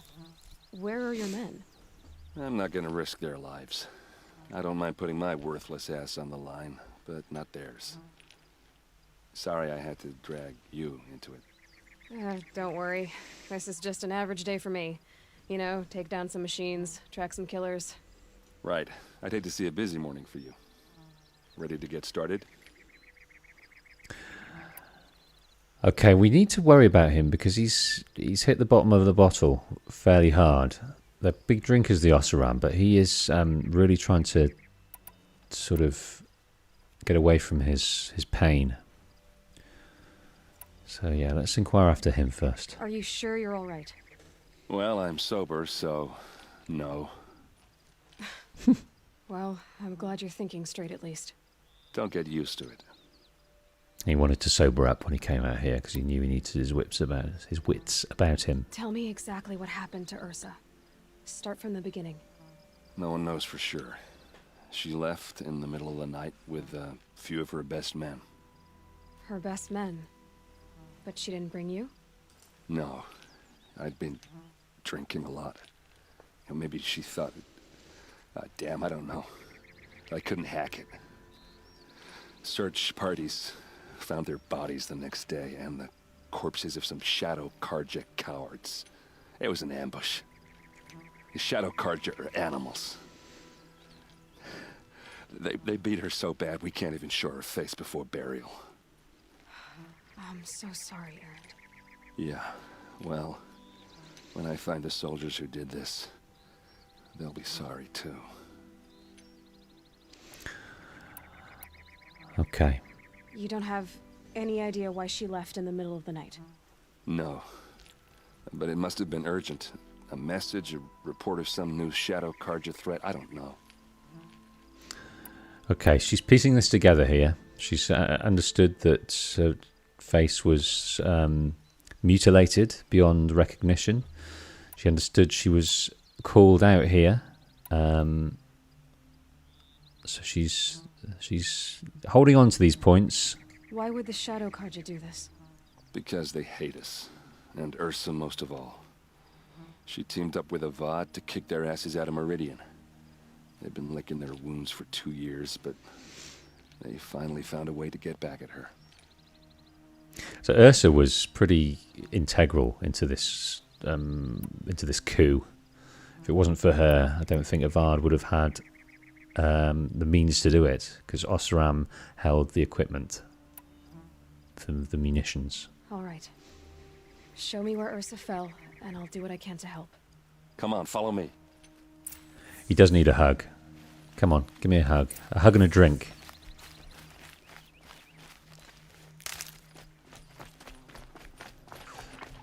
Okay, I think there's only foxies around here. I'm not sure it's a great area for boar. But I'm going to pick things up on the way. Why did Ursa come all the way out here? I don't know. It doesn't make sense.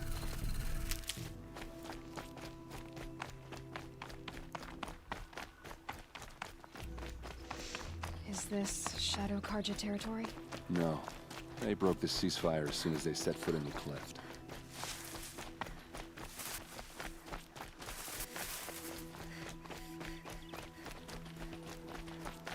Almost there.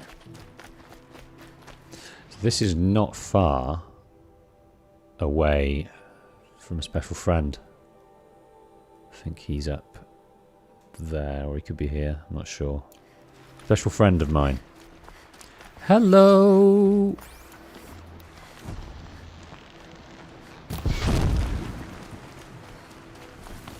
Oh, just a plain ball. Hey, this is it, where the ambush happened.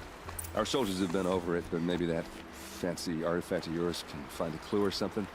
That's why we're here. I need to find the bastards. That's a handsome little sword, isn't it? These look like drag marks. Did someone move a body through here?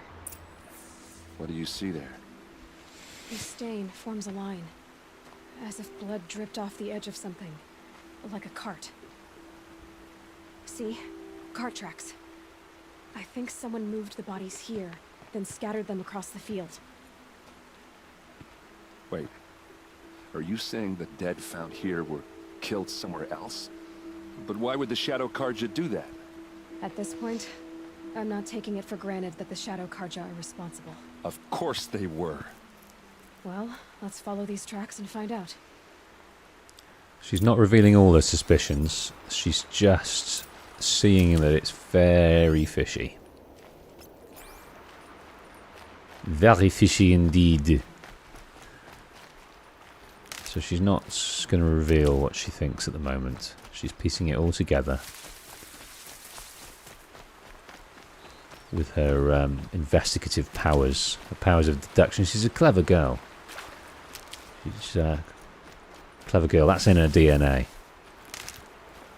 And but she's also got this tool that she's managed to kind of bend to her will over time. It didn't come with an instruction manual, but as a young girl she managed to work with it pretty quickly. And we're just following the cart track up here. And she has just managed to use it to good effect. And the only other focus she's seen on anyone is Olin. We're due to see him at Rockreath very, very soon. I get why they wanted Ursa dead. But why fake an ambush?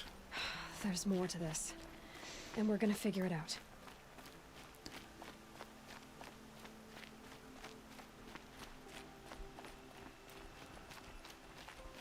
Here we go.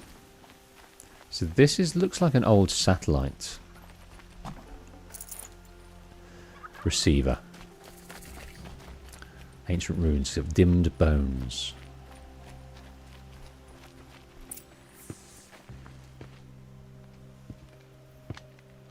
Oh dear. These guys aren't Shadow Carja. They're from my tribe, the Oseram. Is this how your people usually greet each other? We've got company. Okay.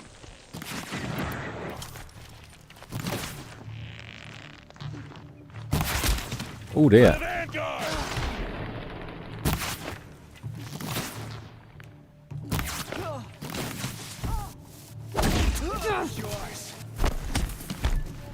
Okay, we got... Oh, he's got an interesting machine, hasn't he? It seems to be giving it a bit of freeze. You're not gonna see it coming.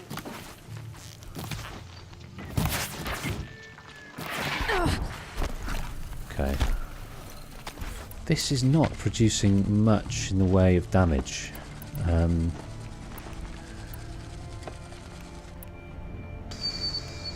Let's try these. Because it's nearly as much damage, and there'll be a bit of fire damage in there as well.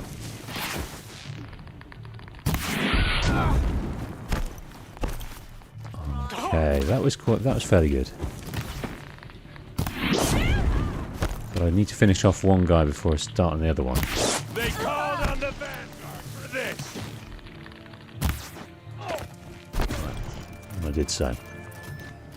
What I can do is I can treble it up here. But still, didn't get all of them.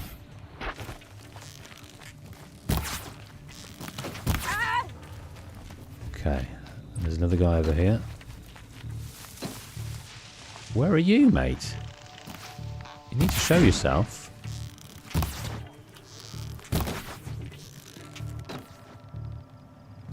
How am I going to get to you? I think he's stuck. You're stuck, aren't you? Alright, well let's try and find a vantage point where we can... Here's a little something for you.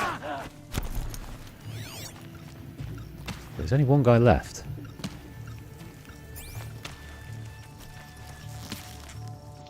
You're struggling, aren't you, mate? There we go. Take that.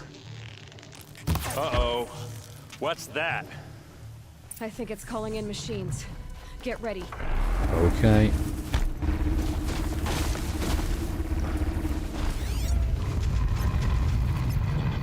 What do we got here? Fine. Let's see what we can do. Body's weak to fire. Oh dear. Oh no, I wanted this.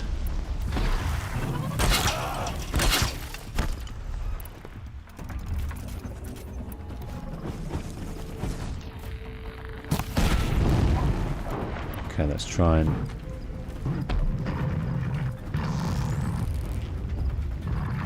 Where are you? There you go. Let's try and tear you off. Tear you a new one. Let's go, go, go, go, go.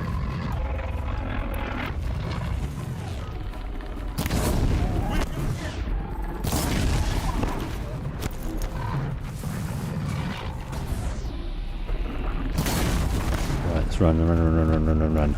Okay, what have we got here? Oh dear!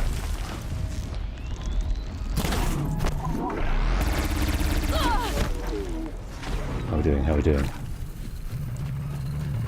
Come on, Errands. Take these guys on. Oh! I'm gonna struggle. If I get too close, I'm gonna really struggle.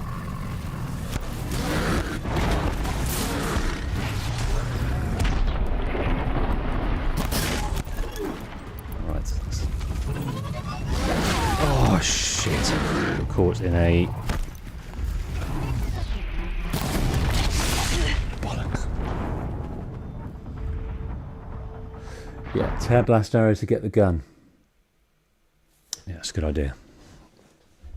Uh-oh. What's that? That I is think a it's calling in good machines. idea. Get ready. Oh, come on.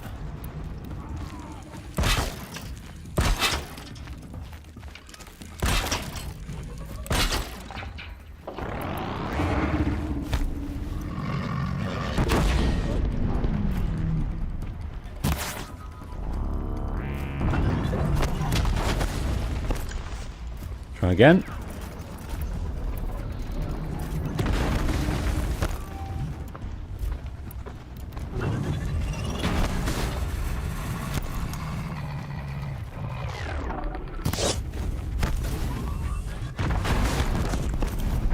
Right, I should have done that again. Okay, tear blast.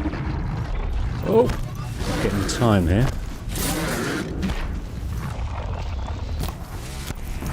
Can't see either. Where am I?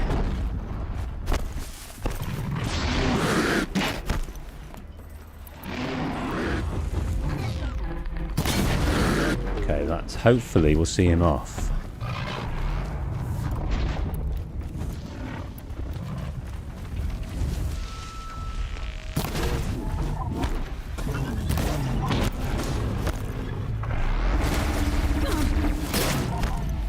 He's limping. He is limping. Okay, let's move it from over here. That's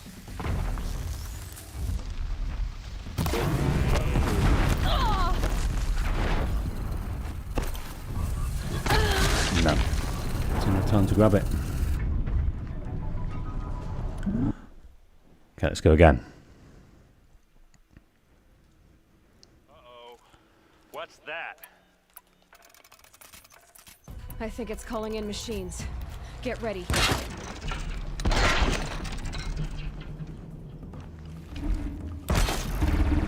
Let's try and set up some traps.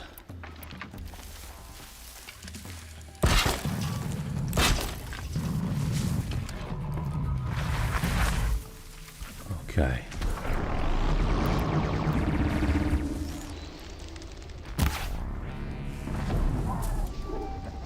Right, that didn't take that off.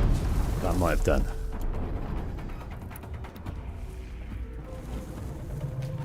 That did. Can I sneak through there and grab that?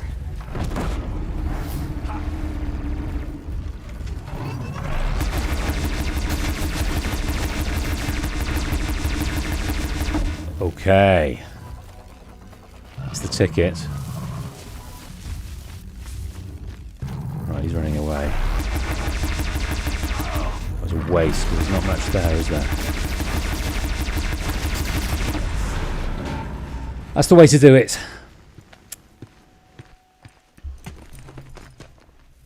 Oseram, not Shadow Carja.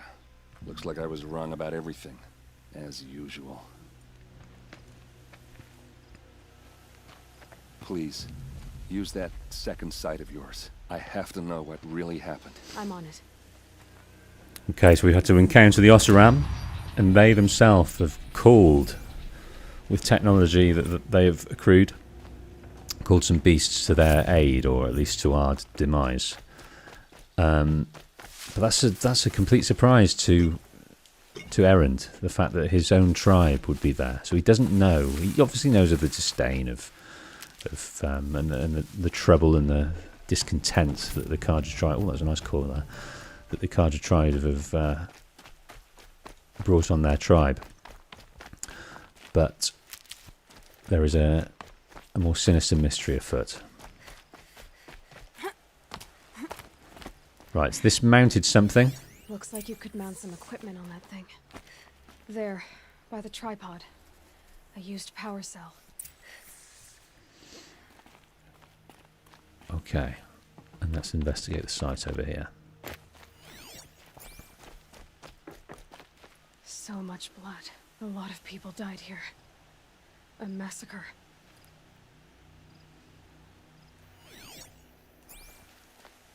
What are those leather straps? Armor straps, cut with a knife, and a rock with blood on it.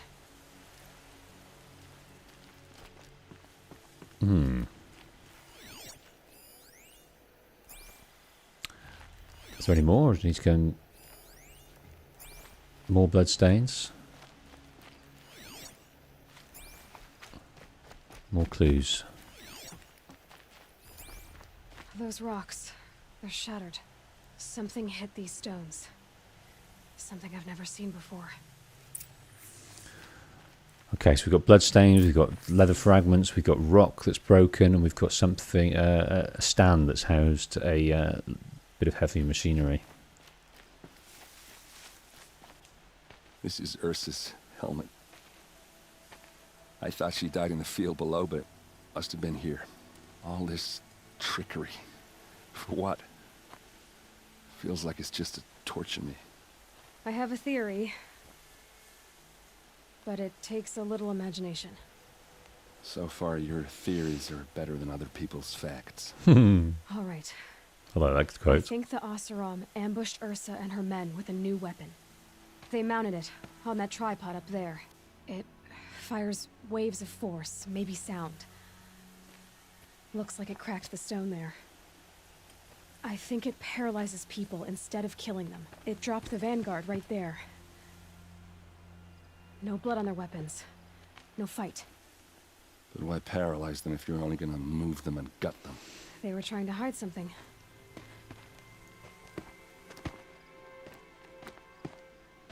Look here, a bloody rock. That they used to smash Ursa's face in. Or someone else's. These leather straps have been cut, as if they took the armor off someone. That can't be. Her body is lying in state in Meridian. I saw it. You said she was unrecognizable. Maybe they switched another body into her armor, someone around the same size, and mutilated it enough so it could have been anyone, even Ursa. Go back to Meridian. Take another look at that body. If it's really Ursa, of course I'm wrong. But if I'm right... Then my sister could be alive. I'm going. Meet me back there when you can. The penny's dropped. Makes perfect sense. It's a good theory. And she didn't want to tell him too soon. She didn't want to sort of get his hopes up until she had more information. So he's off to go and find a way of identifying her body without her face. Very cool. So we're going to meet him at the Palace of the Sun in a while. Crocodile. Okay. Now this is a tough ask. We're going to go and see Olin. So, Aloy's journeys to Meridian in search of Olin, the Oseram scrounger she met the night before the proving. Somehow the killer's targeted her through Olin's focus, a mystery she can only solve by finding him and making him talk. Well, we went into his bolt hole in Meridian and found details that he had been sort of coerced into helping these killers excavate these machines. Because of his skills, he's been blackmailed to doing so. But he has caused us a lot of pain, Olin, for that decision. So it's not something he's going to, you know, get away with lightly. So we'll go and head over there in a minute, but I need a quick bathroom break, so I'll see you in a couple of minutes.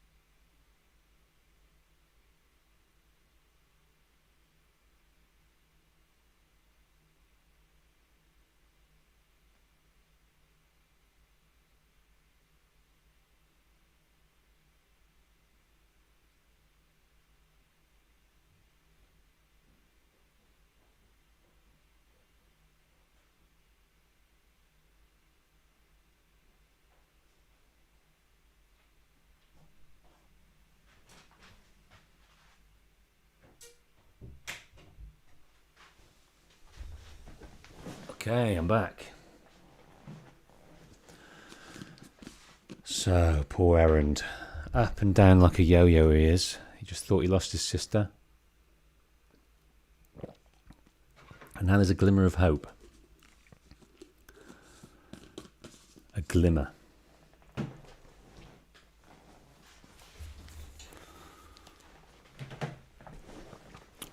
Okay. Let's dig into our inventory. Oh, we've got another skill point. Let's go and spend that first. We will go and looking into extending the life of this concentration, which will be good. Faster reload while using concentration. That's also good. So, inventory-wise, so at the moment we've got this Banuk culling bow. This serves as our tear. It's also good damage as well. But this is the one we need to use for damage. But it's not fast. That's the problem. So so this is our fire. This is our tear. This is our damage. So we're working through. But this is only really good for stealth. Possibly if you get a moment to sort of knock 3 arrows, that might work. But let's look at the mods that we might have. We're wearing this at the moment, the Carja Storm Ranger. But we've got this, which is more elemental, isn't it? But I was kind of liking the fact that there's some good melee on this at the moment. We're fighting some human enemies. We're about to go in to fight some more human enemies, but we're not going to meet them. No, I think we'll stick with that for the moment. But let's just see if we've got... So we've got 80% melee resistance, but we could look for some range resistance, or we've got this corruption weave. No, we'll leave that for the moment. So let's go into the weapons and see what we have. So that's our fire. Is there any better fire? There is. So that is a 15% coil. That takes it up to 27. So we +3 on our fire, which is good. Okay, so on our damage... No, we haven't got any better damage. And on... So here we've got... Have we got a better damage coil? No. We haven't.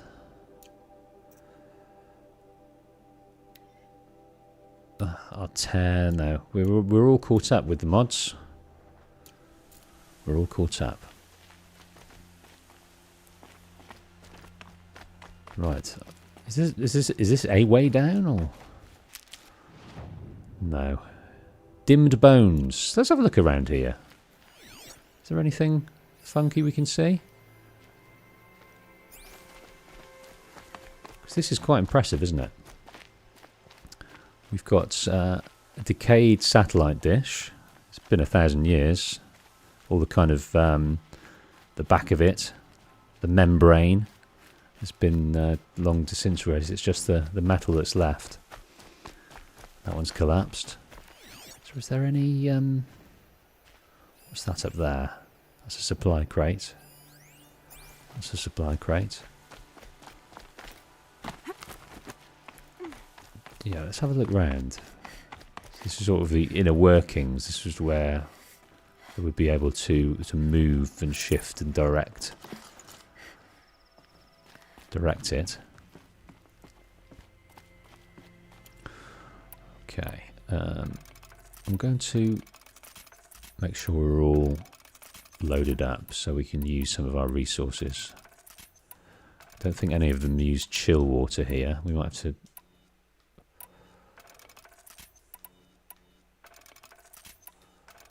because we're overloaded on chill water. How do we get up there? Ah, there was a way across. Let's have a mosey across. Never done this. How do we get up here?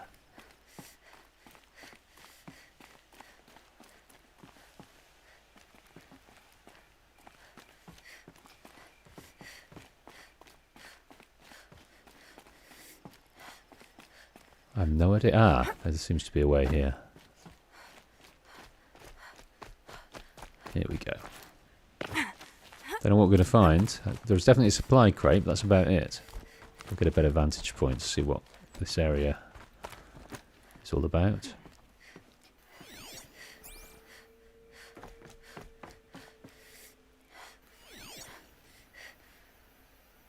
I was hoping for a little data point or something, but no.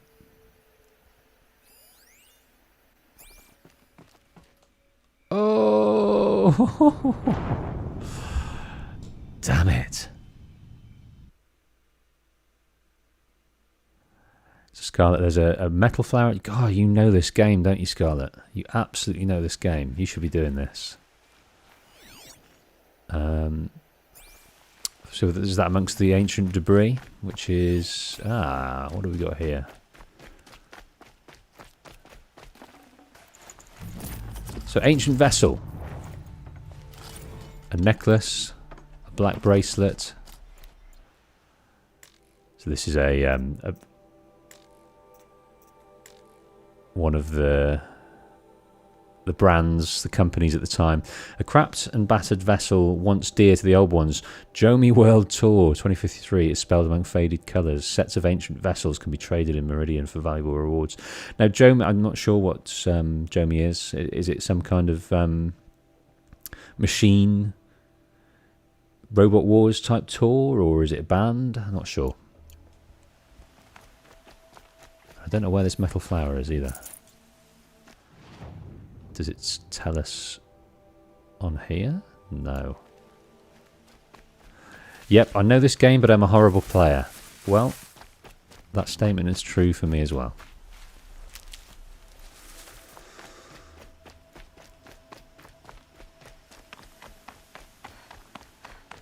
Right, so I need to get down here. We need to join the path over here. Is there a... Yes, we can come over here. I'm not sure if we're going to get thrown into the belly of the beast in terms of Shadow Carja. Here. There might be some human enemies that we meet straight away. Can you believe that the Oseram live on top of scrap of the old ones? Hmm. No, it wasn't there I wanted. It was where's Rockreef? Here. It's this one we want. I'll go here.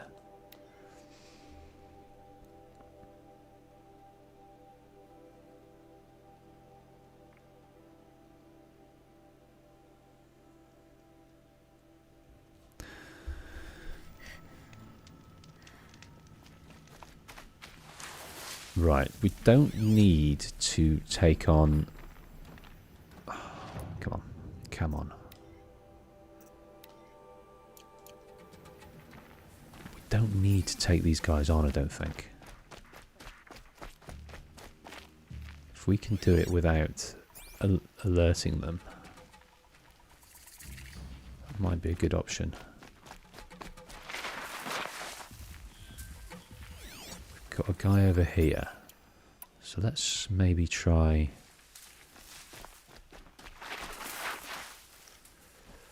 Right, what are you guys doing? Let's highlight you. You're wandering around with intent. Maybe if I can get a drop on this guy up here.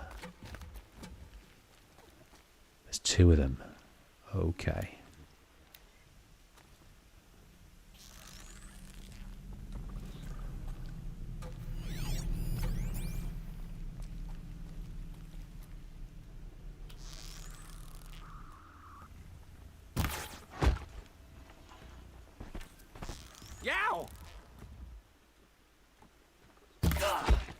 Oh, goodness. Right, I got away with that.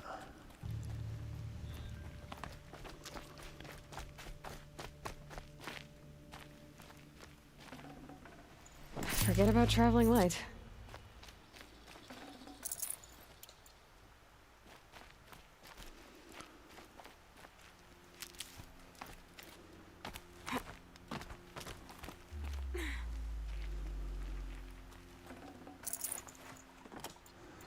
Okay, there's a health potion there, but we're pretty full.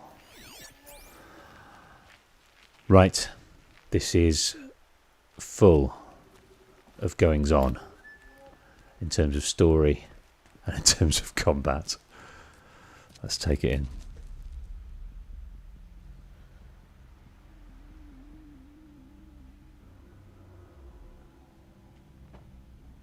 This is what you intend. To bring these ancient things back to life. Their power serves us. Machine demons from beneath the ground. It's a nightmare. Nightmares. Yes, the worst dreams of our enemies come true.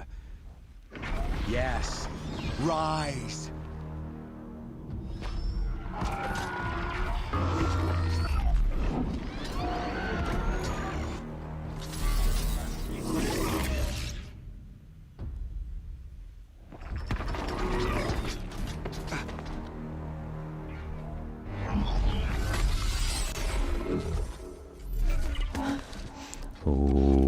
So much for keeping him alone. These things will destroy us all. They will only destroy our enemies and bring us back the lands that were taken.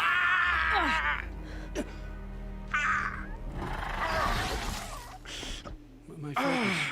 You stopped working. Search the area. We may have intruders. Forgive this intrusion, Aloy. You left me no choice. Who is this? An interested party. Now their focuses are disabled, but I don't know for how long. The rest is up to you. Who is this? Okay, we've the first direct message from someone on our focus. He's a mysterious voice. But the killers here, they are adept at using technology, the machines, to their will, which is crazy to us that they're able to do this. They're able to use the focuses. They're able to resurrect these machines. How? We're not privy to yet. But what I like to do is I like to stay nice and safe.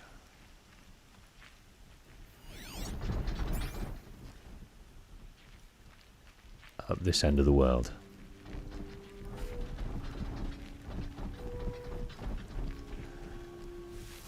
What I'll try and do is take out these guys first. Kind of sentries, if possible. The longer I can go without alerting anyone, better.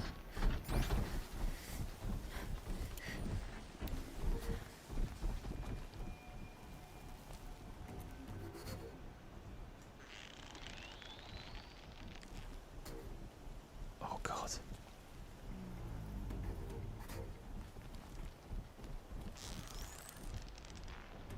Oh, that was lucky.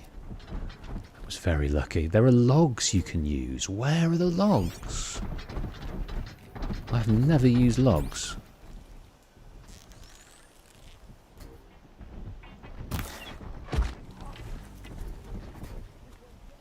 I also haven't got that skill where we can fire arrows when we're balanced on a wire either. Where are the bloody logs? There? Is that them? Yes. Okay. Well, let's try and get this guy at the back. Hopefully no one will see him. Nope. Fucks it. The Nora girl lives. Kill her! Just holding it won't scare them off. You had your Need ammo. chance. Okay, I'm going to stay up here. I'm going to stay up here.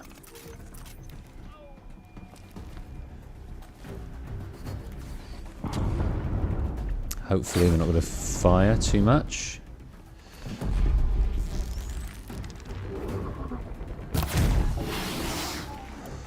Right, let's set this guy on fire.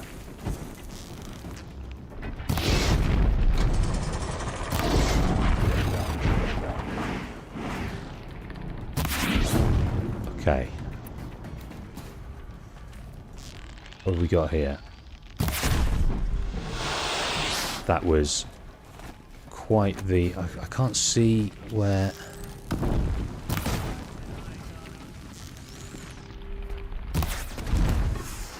Okay, that's component removed. That's good. Alright, let's set it back on fire again.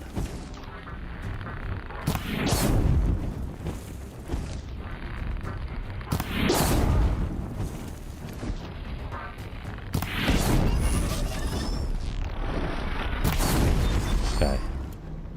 Now, where else are they? So let's try and pick off a few of these guys down here. This is very... Oh, he's got one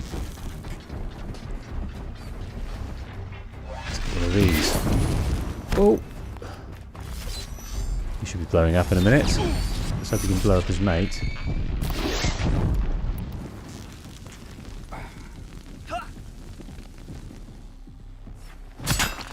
Oh, is Olin having a good go? Olin's having a good go at him as well.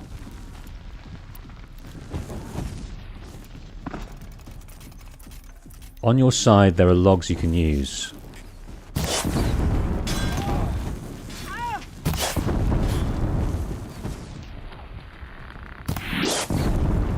Okay, he's on fire. Where is the other guy? So there's a guy over here.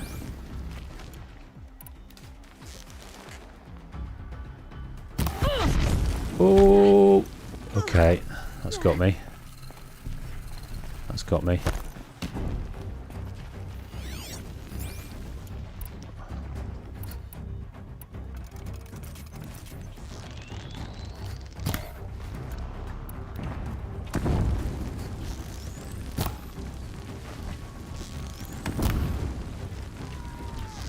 He's struggling, bless his heart. Okay, is that the last of the machines? It is. But there is one guy over there, but I think he is...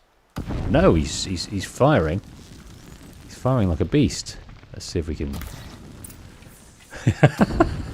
Didn't even know what was shooting at then. On your side... Well, let's investigate these logs for next time then. On your side, there's logs we can use. Yes, okay, so one of them got already. And I think there was one over here. But yeah, I've never seen those. The thing about this game, you can... Yes, beautiful. You can... There's so much to discover.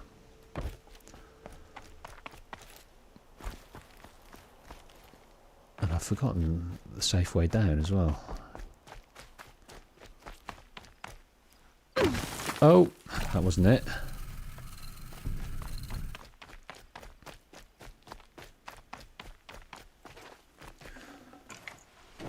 A 9% stealth weave. That's no good. Yes, Olin, you're injured. So that's also something I've never... Yeah, I will hear you out. That's something I've never noticed, how Olin attacks them as well. Because it seems like in that scene there... Hear me out!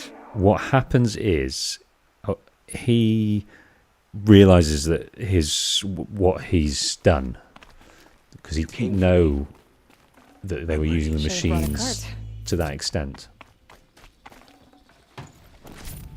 Oh God, I really need that boar. Now, you decide. I've never ever had the heart to end Olin's life. Would you like to see me do it here? I wouldn't mind seeing how that transpires. I think we still have a quest we can do, regardless whether he's dead or alive. But shall I spare him? Take a vote. Shall I spare him? Or shall we see his demise? Hear me out! The character that I want for Aloy is very aggressive and no nonsense. But still, it's a grey area. Hear me out! Ancient vessel, the Odyssey. A cracked and battered vessel once dear to the old ones. Shows stars and legend Odyssey. Set for ancient vessels. So the Odyssey was another way to combat the demise of the Earth that didn't go quite to plan. Hear me out! I promise. I'll tell you everything. I know you will. So, the killers are important. And I think that's foremost in her brain is this revenge, but she's also really wants to know about her mother. So I think we'll go with the killers Killers first. who came for me at the Proving. Who are they? The Eclipse. Some kind of holy warriors. A cult of the Shadow Carja. Shadow Carja? Except they're not like any Carja I've known. They don't pray to the sun. They worship some kind of devil. I'm not interested in their superstitions. Oh, it's not a superstition. Their devil is real. It has a name, a voice. The most terrible voice. And they do its bidding. Let's hear more about the devil. You say this devil, the Eclipse worship, has a name? Hades. That's what they call it. Hades. And you've heard it speak? Steel to my soul. I heard. Just once, when it saw you. Such a voice. A cold, awful jangle. It scrapes your bones. It hollows your guts. A metal sound. But like nothing dug from the earth or smelted in a forge. And what did it say? System threat detected. Just 3 words. But in the voice of a devil. We are a threat to that system. It knows it, we don't. Why are the Eclipse digging up ancient machines? And how do they get them to work? I thought they wanted them for scrap, but they brought them back to life. Plugged some kind of device into the corpses so that Hades could whisper to them and call them from their grave. I've fought that kind of machine before. Are there others? Yes, the ones you fought today they called corruptors, but there are others, much bigger, bristling with ancient weapons. Those they call Deathbringers. I've only seen them buried in the ground, but after today, anything is possible. Sounds to me like they're raising an army. If so, the world will fall. And I helped dig the pit.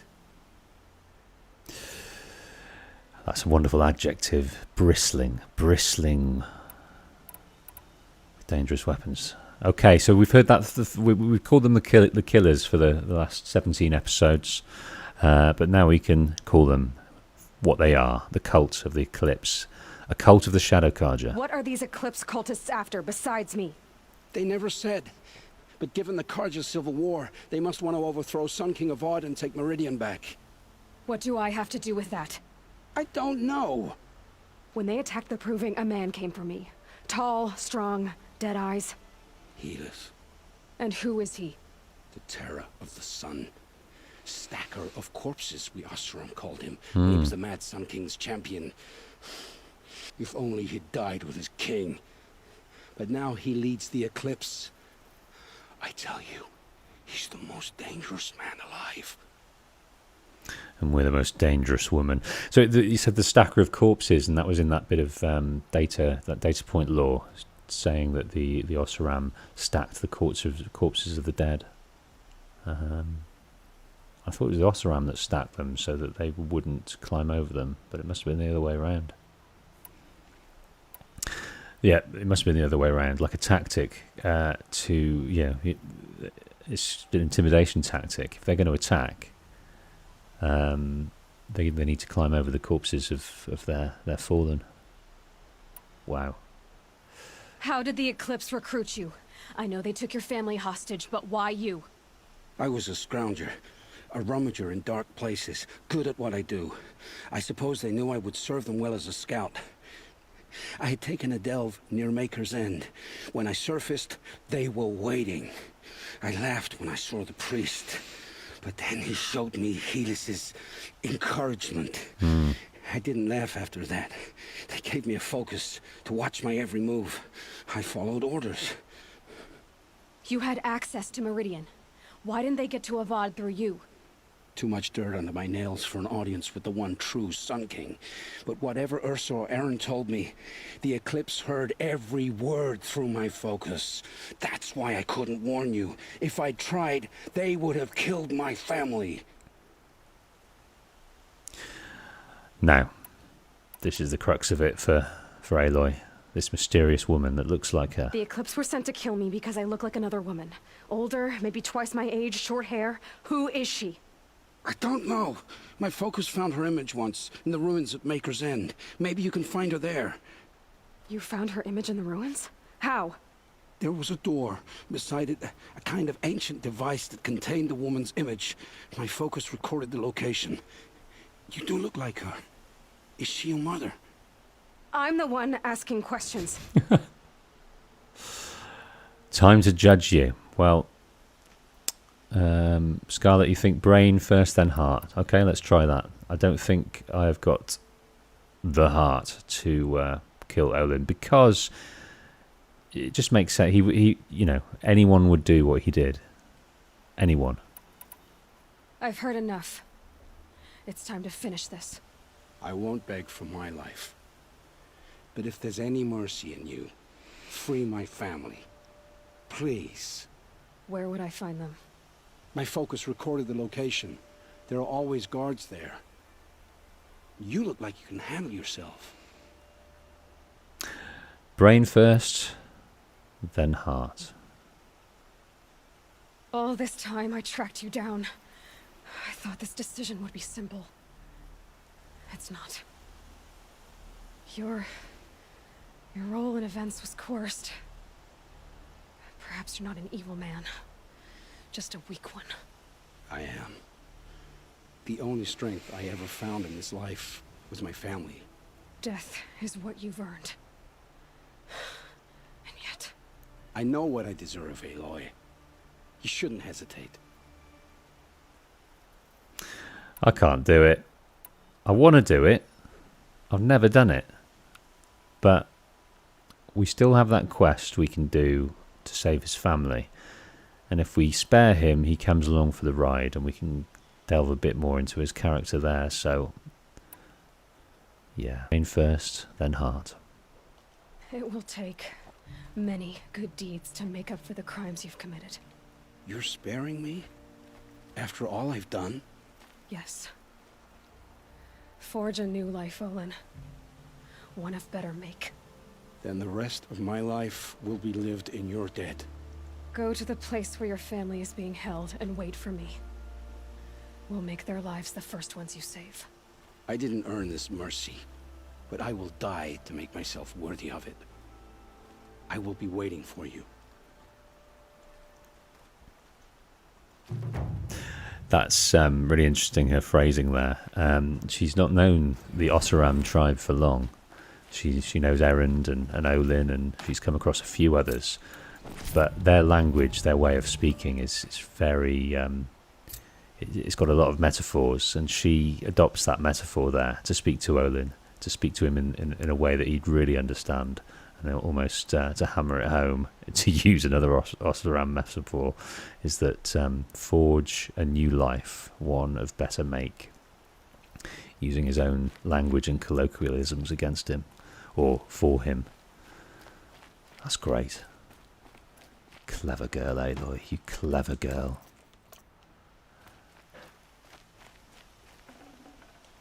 No room. Yeah, this boar's elusive boar is a real boar. Right, let's get out of here.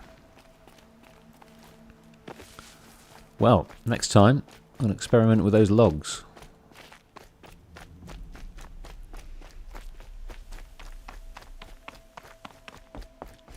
There was one log there that was already set off, so I wonder if I accidentally did it without seeing.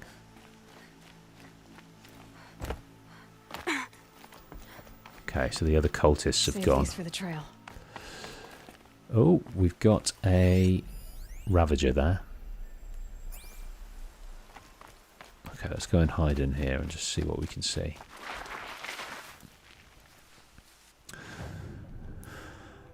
Okay. Go to the Spurflints to find where Odin's family are held captive. That's a fair way away. And we've got this hunting for the lodge. We've got all those skills as well. Oh, I died there and didn't have those. That's interesting. I also put something new into the modifications, didn't I? Into, I believe it was this one. Yes. Okay, so what quest are we going to do? Let's leave Olin for now, let him stew and process what he's been through and the life we've given him. He's got a moment's peace, blood and stone for a lead. Talk to the quarry foreman. Yes, there's 24 and we're at 22, so we'll wait for that one. Okay, I think we're gonna carry on with this. Meet Erend at the Palace of the Sun. Yeah, let's go back to Meridian and speak to Erend and see about what he's found there. He's seen the body again, and he's going to confirm whether it is Ursa or not.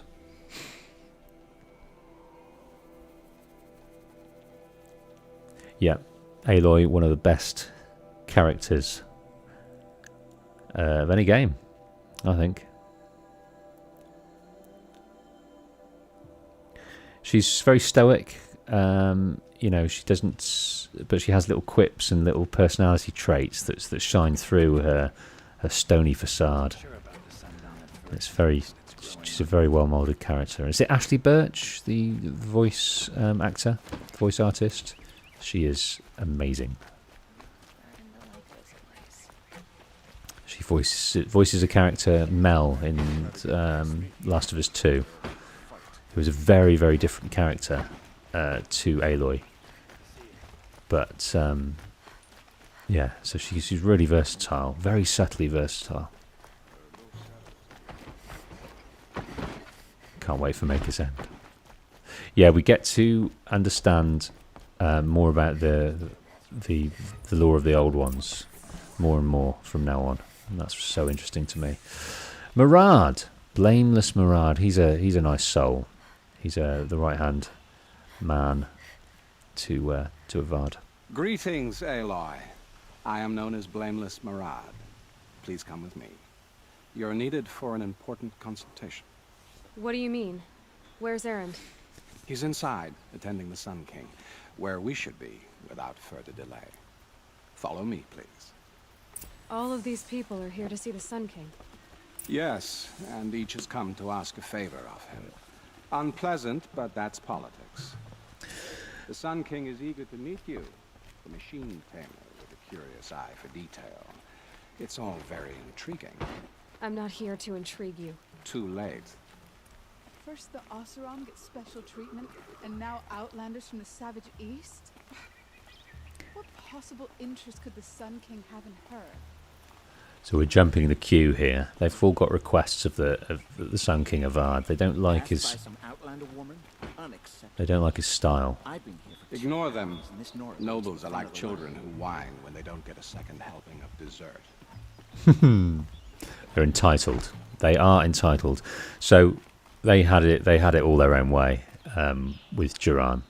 All their own way. They were able to make good money, have the protection they needed, but they've seen a lot of changes. One is these Osram Vanguard coming in and different tribes settling in the city with more and more equal rights. And that doesn't...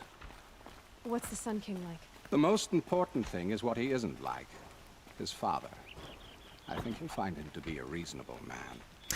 It's funny, isn't it? Because whenever we see an aide to the king, as creepy as this guy, like you say, Scarlet. Aloy of the North. We'll talk about that in a minute. Let's do this first. She who sees the unseen. Welcome. It would seem you have done me a great service. Erend, tell her what you found. I checked Ursa's tomb. You were right, Aloy. The body is missing a scar below her right knee. I gave it to Ursa when we were kids, fighting over a toy sword. If the body is not Ursa's, then we must assume she is still alive. And I will not abandon her. We only know she was taken, not who took her. I can help with that. Ursa has an enemy among the Oseram. A warlord named Dervahl. Impossible. Every clan in the claim has been hunting for him since the liberation. He has to be dead by now. No other Oseram had the motive and ingenuity to lure Ursa into this trap. I expect to find him lurking somewhere near the border. I've already sent an agent to investigate. He'll be waiting for word from us at the marketplace in Pitchcliff. I can't move troops to the border without provoking the Oseram. But I could send a few vanguardsmen. And perhaps an exceptionally gifted Nora as well. Erend, Murad, let me discuss it with her privately. He's a flirty so-and-so, he is. I hate to impose further after all you've done, but this is a matter of great importance to me. Yeah, there was a relationship there. It sounds like Ursa means a lot to you. Without her Oseram vanguard, I would not have been able to liberate Meridian and end my father's brutal reign. Since then, it has been difficult to maintain peace between our tribes. But Ursa has a way of making her people see reason. So you see, I need her back at my side. And quickly. So this is the first we heard of Dervahl, but there was, yeah, he's being searched for. He's not, be it Carja or Oseram, he's not liked, but he's kind of a breakaway kind of faction of the Oseram. He doesn't like the Carja at all. Who is Dervahl exactly? To understand Dervahl, you must first understand my father. He truly thought of himself as a sun god. His mind was broken. He believed that blood sacrifice would solve, well, everything. So he raided the other tribes for victims, especially the Oseram. Dervahl fought back. He crafted powerful weapons and rallied his people. My father responded with the ultimate cruelty. He captured Dervahl's wife and daughter and sacrificed them in the Sun Ring. Dervahl is a very capable, clever human being, but he is a wounded human being, and he had the skills and knowledge and ingenuity to mobilize and weaponize his revenge. So, why would Dervahl go to so much trouble to kidnap Ursa? He felt she betrayed him. She fought by his side until she realized he planned to raise Meridian and butcher its people. Then she came to me. Together, we stopped him and liberated the city from my father. Dervahl has spent every moment since trying to get revenge. Mostly on the other Oseram who fought with us. He made so many powerful enemies. I thought we'd seen the last of him. I was wrong. Okay. I'd like to ask you something about the Sundom and its politics. By all means. So a bit of a deep dive here into into what this place means now that he is the king. They call you a sun god who killed his own father in order to unite the tribes in harmony. Is any of it true? They say you can see the invisible, split an arrow at 50 paces, and tame machines at a glance. How much of that is true? It's not too far off. Well, I would like to unite the tribes in harmony, but you saw how many courtiers I have to deal with first. Maybe next week. So he can't be like, he's not a tyrant king. He can't go in and just change the whole place in a second with a click of his fingers. He needs to be political. He needs to get people on his side. He needs to do it slowly. He can't shift power, or he can't close the gap of equality straight away, which is kind of when many governments come to power, they promise things, but they say it will take time, and it never comes to fruition. So I wonder if he's going to be another one of those guys. Obviously, he's not going to be a mad sun king, but he's maybe he won't bring the poverty, the inequality to heal, as he perhaps hopes. Quite a place you've got here. You can almost see the little people below the mesa. You don't approve? Well, I have a secret for you. Neither do I. But we must be patient. Here we go. Change won't come in a single sunrise. But will it happen at all, while men live in palaces? It might. Eventually. If people like you help me bring it about. So Carja and Oseram, yeah, this is interesting, this relationship. Your politics seem very complicated. The Oseram are friends, but enemies too? I couldn't have liberated Meridian without the help of Ursa and her Oseram freebooters. Many of them have settled here. But the ealdormen of the Oseram clans in the claim have become jealous of their success. So have many Carja nobles. It's a volatile situation, especially given the fact that my father raided the Oseram for years. Ursa helps keep the peace, promising a future based on mutual gain. But some, like Dervahl, will never let go of their venom. The Shadow Carja. The guys at Sunfall. What can you tell me about the Shadow Carja? What do they have to do with Ursa? They are remnants of my father's regime, holding out at the fortress of Sunfall to the west. Like him, they care only for domination, and seek to draw upon the power of the sun by spilling blood in its name. Since Ursa helped me take this city from them, they were perfect scapegoats. Dervahl knew this, of course, and planned it well. Okay. What are we going to do now, then? I need to get going. I know. Well, they say kings should never beg. But please, help me find Ursa. Who says that? Well, Murad, for one. Don't hesitate to ask him or Erend if you have further questions. We will. We're going to go and see those now. Oh, we're going to read this first, though. So it says it's a scribe's book of carefully copied glyphs. Founding of Meridian. Oh, meaty bit of lore. We are Carja.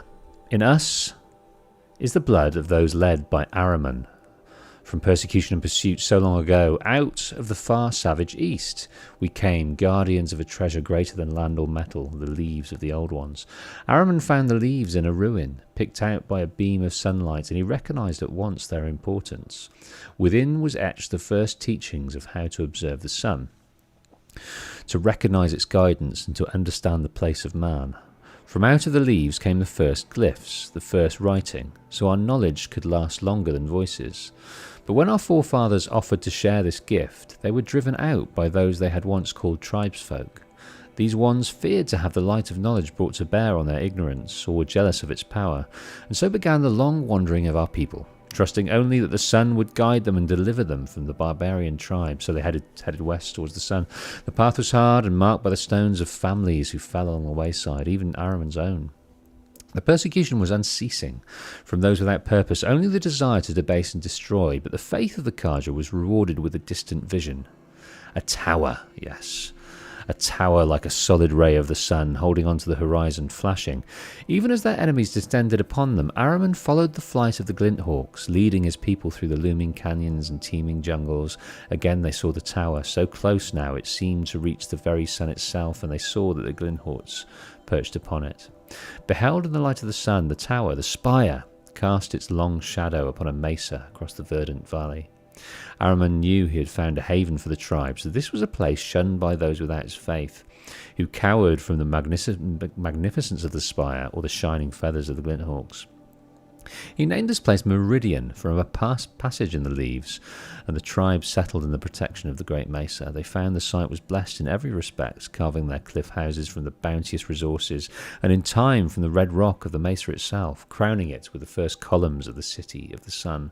Truly the sun gave much to the descendants of our forefathers, granting Meridian great harvests and prosperity, and the bounds of the sundom for as far as its light touched. In time, seeing Meridian shielded us from the dark arrows and plots of our foes. Other foreigners brought trade and tribute. Holy Meridian! Without spire and sun there would be no Meridian. But now and forevermore it stands as a monument to both.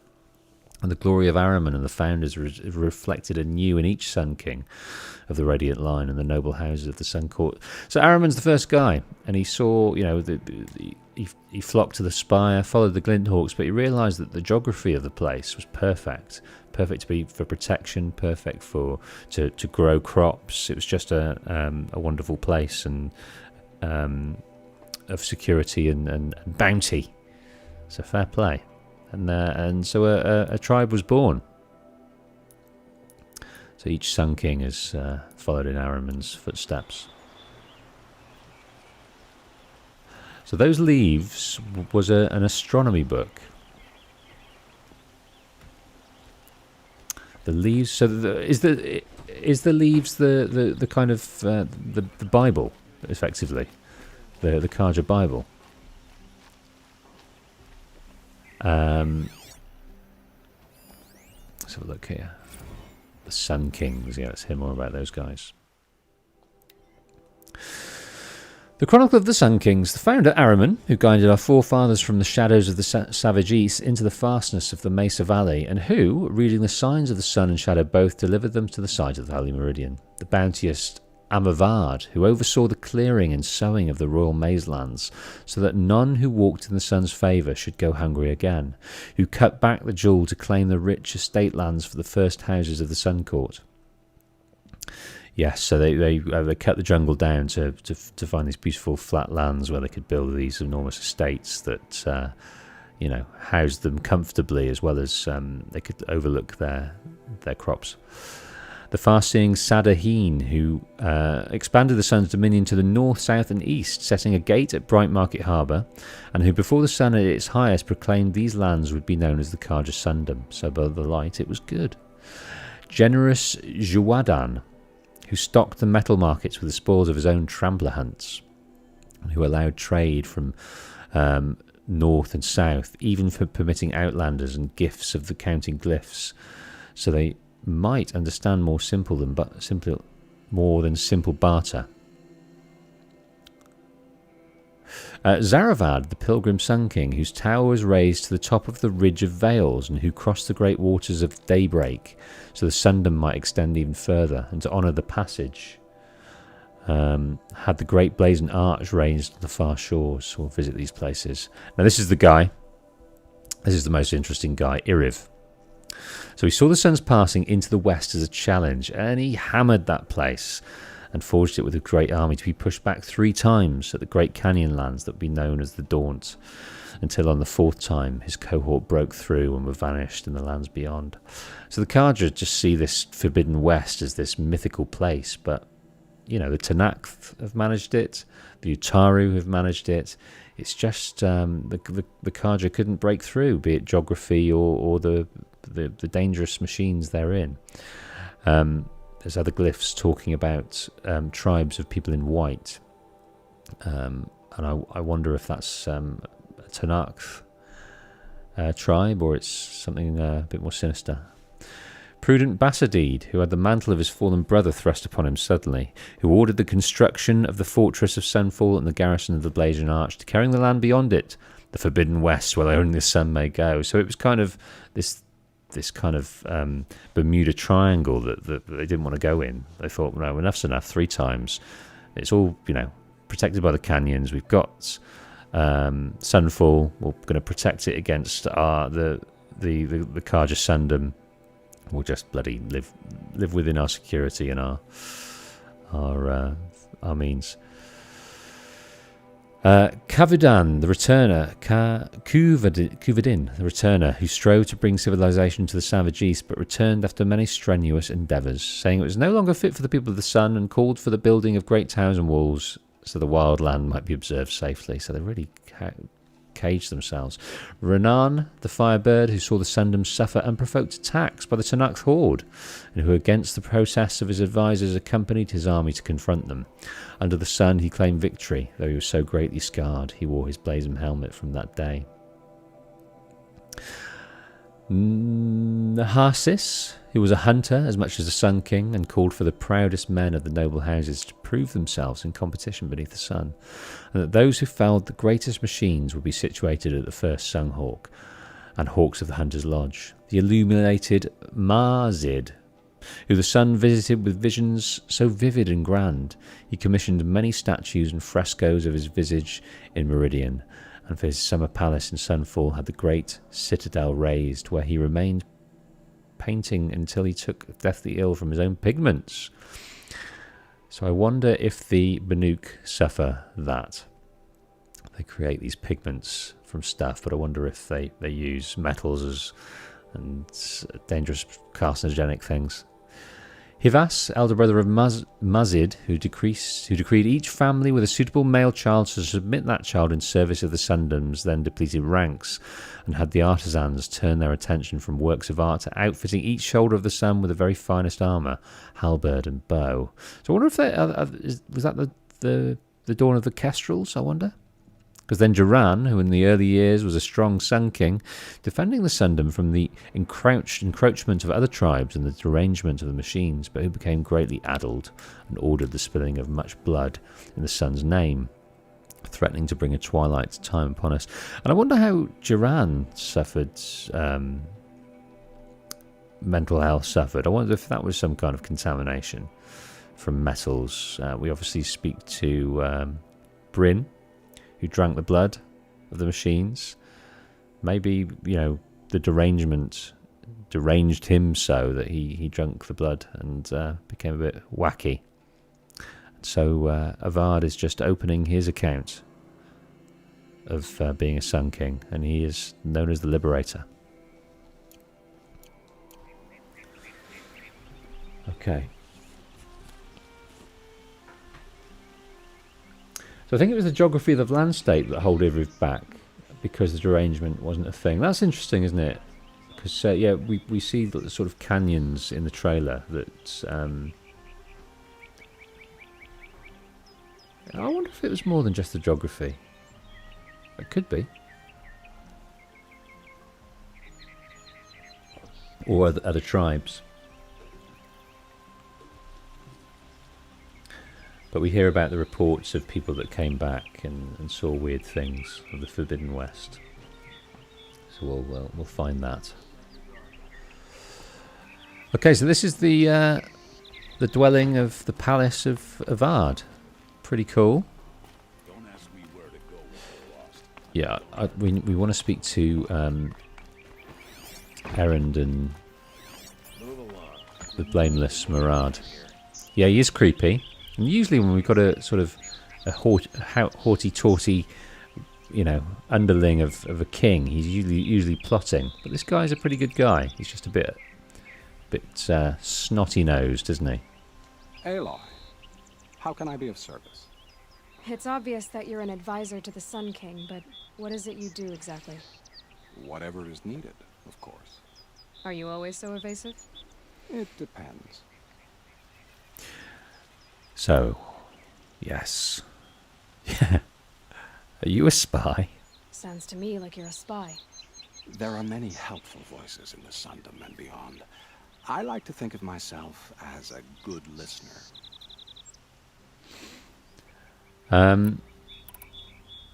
So why is he called Blameless? So why do they call you Blameless Maraud? Well, it depends on who you mean by they, and what they might wish to blame me for. Talking to you is tiring. So they say. He doesn't care. He doesn't care who likes him. He knows he's good at his job. He knows he can serve the king well. He doesn't need to be a diplomat. He just says it like it is. I like him. You were right about Avard. He seems genuine. He is the Sun King. I serve him the best I can. What else would you have me say? Huh. Did you serve the last one as best you could too? Well, I served him to his enemies. It was the best I could do for the Sundom. What did you do? Nothing I could be blamed for. That's interesting. He was obviously instrumental in offering up Duran to Avard. Maybe why he did that, whether it was because he knew that he was a nutter and it was time to do it, or he wanted to gain favour of Avard by sort of giving Duran to him on a plate and gaining his favour. Don't know. What will I find at the border? An outpost full of Oseram, most of whom want nothing to do with Dervahl. Still, he inspires great loyalty in those who fought with him against the last Sun King. He will not be caught alone. And don't forget, he is a master craftsman. Nothing delights him more than his dangerous toys. Yeah, he's a master. He's created some amazing things. What makes you so sure Dervahl did this to Ursa? I don't care for sure or certain. I prefer likely or probably. How many Oseram are clever enough for this ruse? Capable of building the weapon you described? Who hate Ursa so? More than one? Not likely. Dervahl? Quite probably. Even if people think he's dead? That is surely another reason to be suspicious of certain words. I have to go. Then you must. Wow. All right, let's speak to Erend. He's been through the mixer. So he knows that Ursa at least didn't die. You know, he hasn't got her body. So she might be dead, she might be alive. So all the grief he felt and he buried with alcohol, you know, he's starting again now. He's just got worried. He just has worry. So, I thought Ursa was dead, and I thought Dervahl was dead. Dead doesn't seem to mean what it used to. Or maybe I'm just an ass. Whatever. All I know is that it's time to find my sister and get some payback. I hope Maraud's guy grabs us the lead. Let's talk about the Sun King. Avard seems committed to finding your sister. Yeah, those two got along. And some people say they shacked up, but I don't buy it. Seems a little skinny for her. Oh, okay, some bad images are forming in my head. Let's just focus on finding her. And kicking Dervahl's ass. Yeah. It's none of his business, really, but he doesn't want to give it credence by talking about any relationship with his sister. Just bury that. Bury that deep. Did Ursa ever tell you anything about Dervahl? Well, we were both under his command for a while. Sort of. Helped him recruit an army to take out the mad Sun King. But then he got real creepy with Ursa. Needless to say, she wasn't interested, but he wouldn't let it go. Not to mention the fact that we realized he wanted to murder every Carja, not just the bad ones. Long story short, he's a grazer-licking dungbag. Okay, so Dervahl, because Dervahl is married, he has a family that died. So was it after they died, that he came onto Ursa, or before? Don't know. I'd better go. Don't stand me up in Pitchcliff, okay? Ursa needs us. Okay, we can pick up that trail in Pitchcliff. We're looking for Dervahl. That's the lead. Okay. I think we should do a few of these little errands. We've got these things that we can trip machines with firewires, freeze robots weak to damage with a sling, trip machines with blast wires. So we need some free XP with these. What was it we got to do? Tramplers, bellowbacks, rock breakers. We've got corrupted zones, which we've done. Let's go kill grazers using the Carja tripcaster. Let's go and do this one. All the way back into Nora Lands.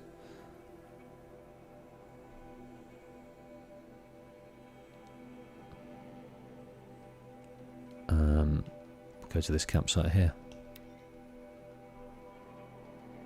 Yes, Errand has a focus in Forbidden West. That's interesting. It'd be nice to know how he gets hold of that and in what way it's given to him and how he gets used to it. But it'll probably be because she's got her friends who are doing different things in the, you know, for the same cause. They need to communicate. So maybe Aloy supplies that to the various people she needs to keep in close contact with. Okay.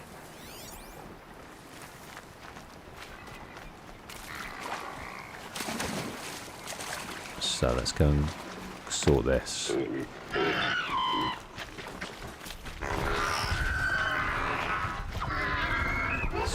Straight through.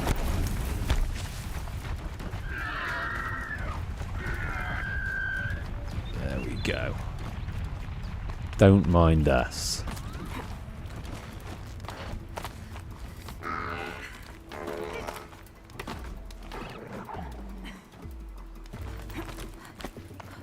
So it's probably after the death of his wife and child that Dervahl was creepy with Ursa. I don't know. Probably. But, you know, men are strange beasts. They have a loving family and still they've got creepy loins to answer to. Okay, what do we got here? Would you like to give it another go? So blast wire trial. Use your blast wire and Carja tripcaster to bring down grazers. I'll be timing you. Explosions scare them, so you may want to use your blast sling to drive them into your traps. Okay, so this is going to be in the same way we did the logs. Use your blast... Yeah. Yeah. Accept the trial. Hope you enjoy it. I'll start timing when you slide down one of the ropes. Okay, so we've got the blast wire there. Let's just make sure we're all set up. Okay. Okay, so we want to get the blast wire here. What we'll do is we will... What have we got here? Where is our sling? Let's put that here.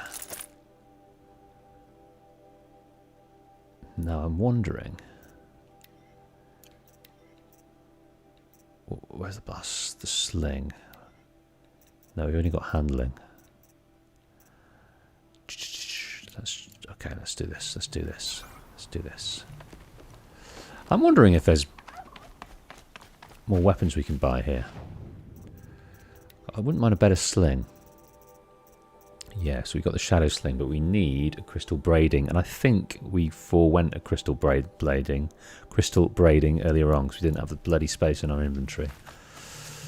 That was silly. I did see it, I did think, and then I was going to get rid of some stuff, but then I didn't. Okay. Right, so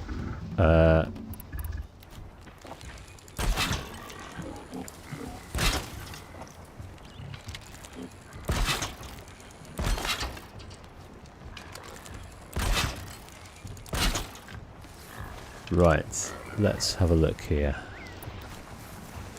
usually over there. It works quite nicely. But we'll see. It'd be fascinating if they weren't looking for me.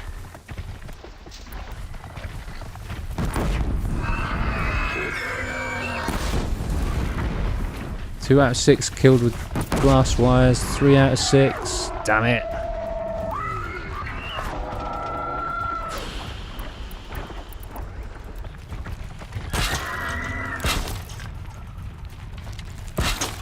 I think we need to come up with a better tactic here.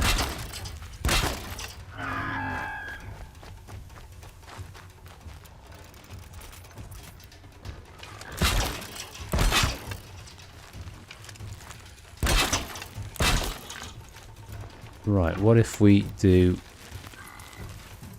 this?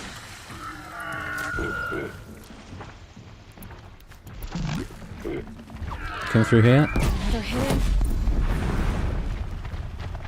There we go. Did I get a full sun there? I didn't see. Did I get the one, or have we got to do that again?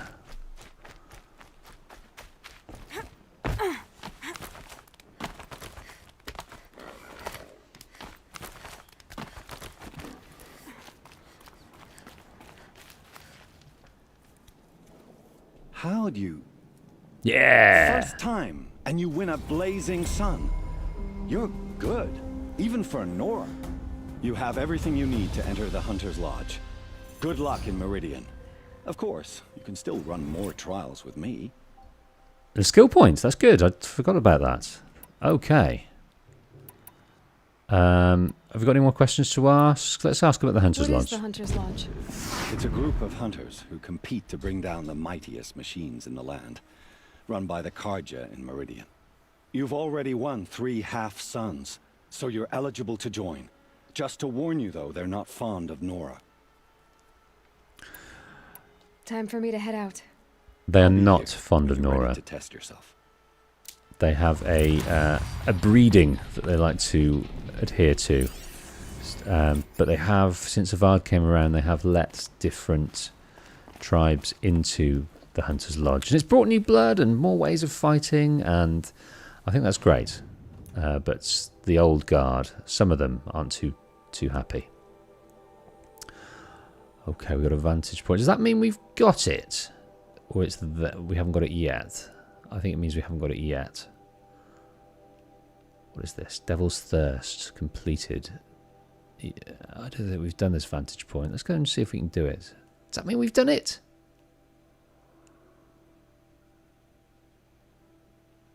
Yeah, no, I don't think we've done it yet. So let's go and have a look.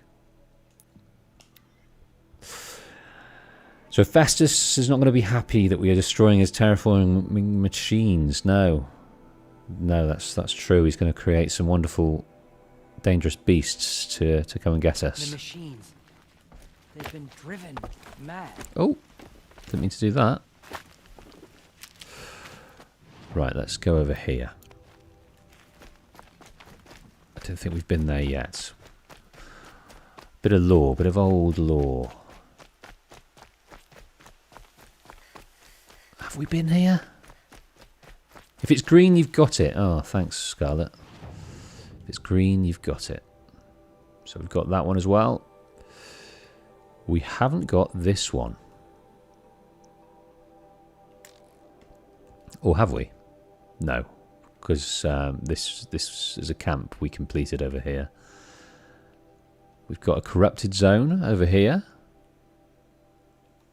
That's some bellowbacks.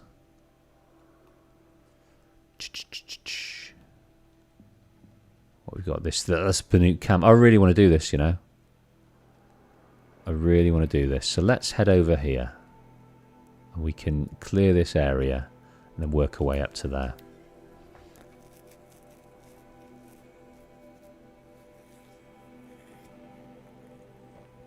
So I've got to close the stream very shortly, but let's tinker about for a while before I have to go and take care of my returning children.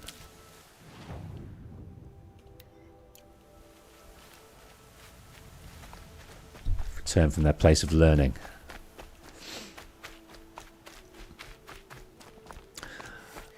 Okay.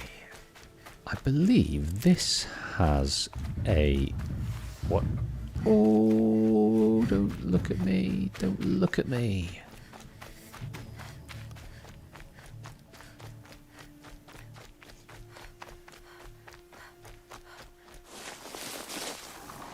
Right, what corrupted beasts have we got here? We've got a rabbit. We've got corrupted charges. Okay. I think we're okay. Is there just the 3 of them? No, there's a huge bellowback. Right.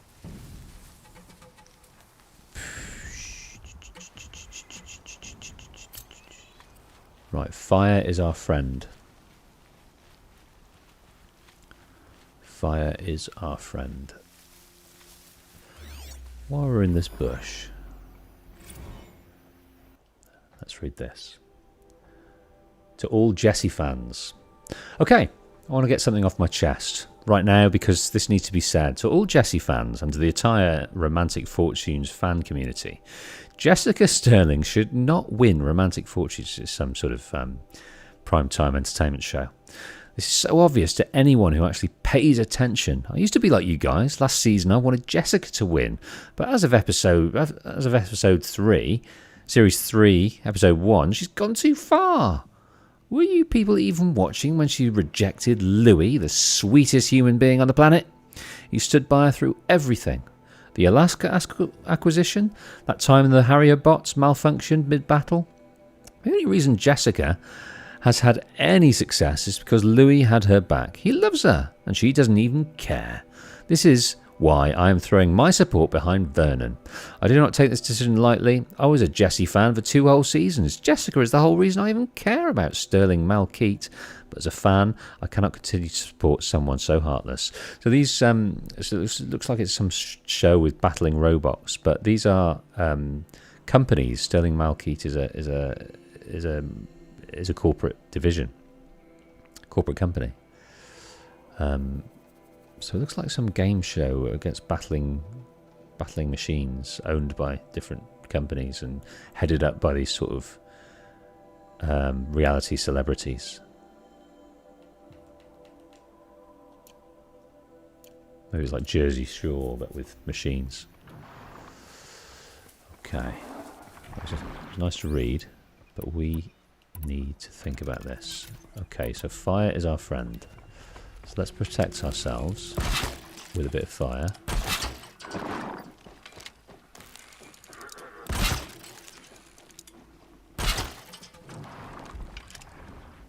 There's another one over there.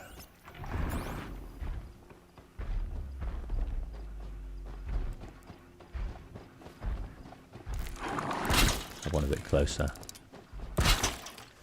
And what I'm going to do is I'm going to run behind there in a minute as well, so I'll get that for a bit of protection. Now they've got...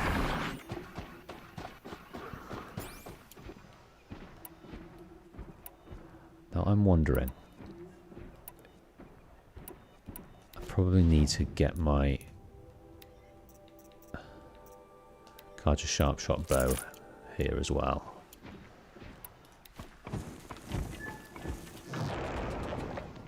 I think that's protected, isn't it? Doesn't matter. Let's just get them on fire. What should we do here? I'm not sure this is going to be the best tactic. Keep the upper hand.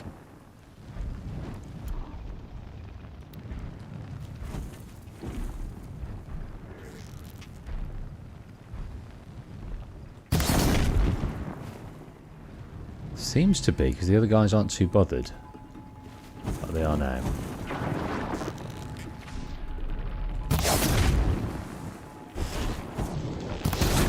I don't want him near those blast wires. I want him just to die.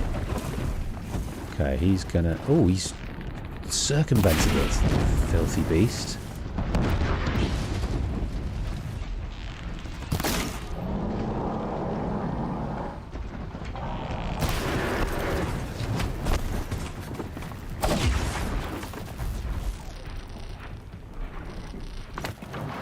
Oh. Oh, no ammo. And I've run out of blooming stuff.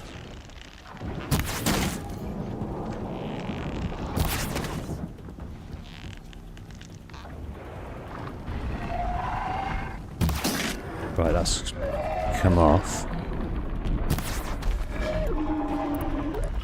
Right, let's get you on fire, you horrible beast.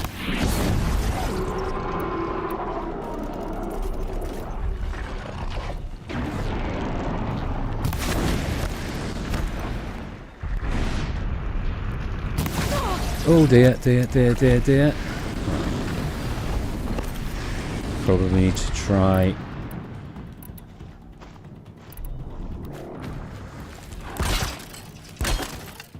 Oh.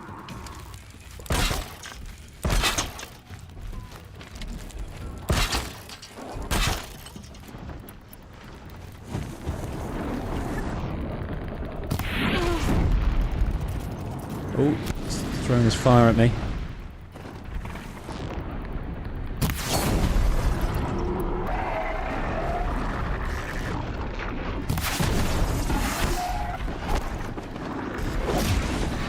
Right, he's been blocked. Okay, he's out of the game. Right, he's about to go off fire again. Oh, I'm about to be attacked. By what? This guy.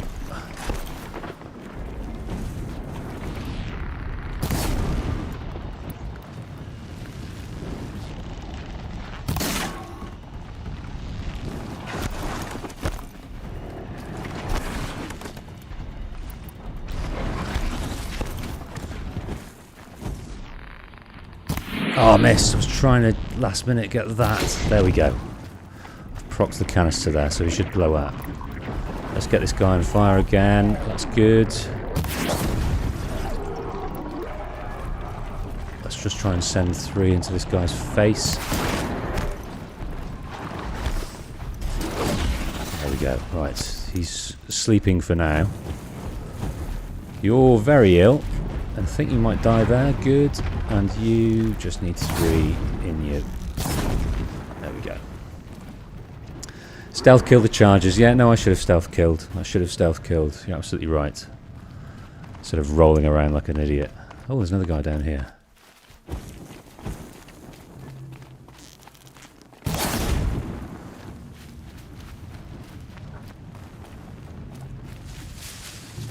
There we go. Corrupted zone complete. Good. I should have also done a few of those tutorials to grab a bit of XP through that as well. Need to remember that next time. Okay, I think we can grab this. Good. We're out of wire. We need to really, really do some searching here. Full already. Okay. Definitely need various things. We're going to look at that as well at some point, but I have to go, folks. I have to go. Great to catch up with you guys. Great to catch up with Aloy and progress this story in the next live session, which I hope to do this week. We will be delving deep into the old ones, and we will start with this vantage point here. Thanks, folks. See you guys on the next one.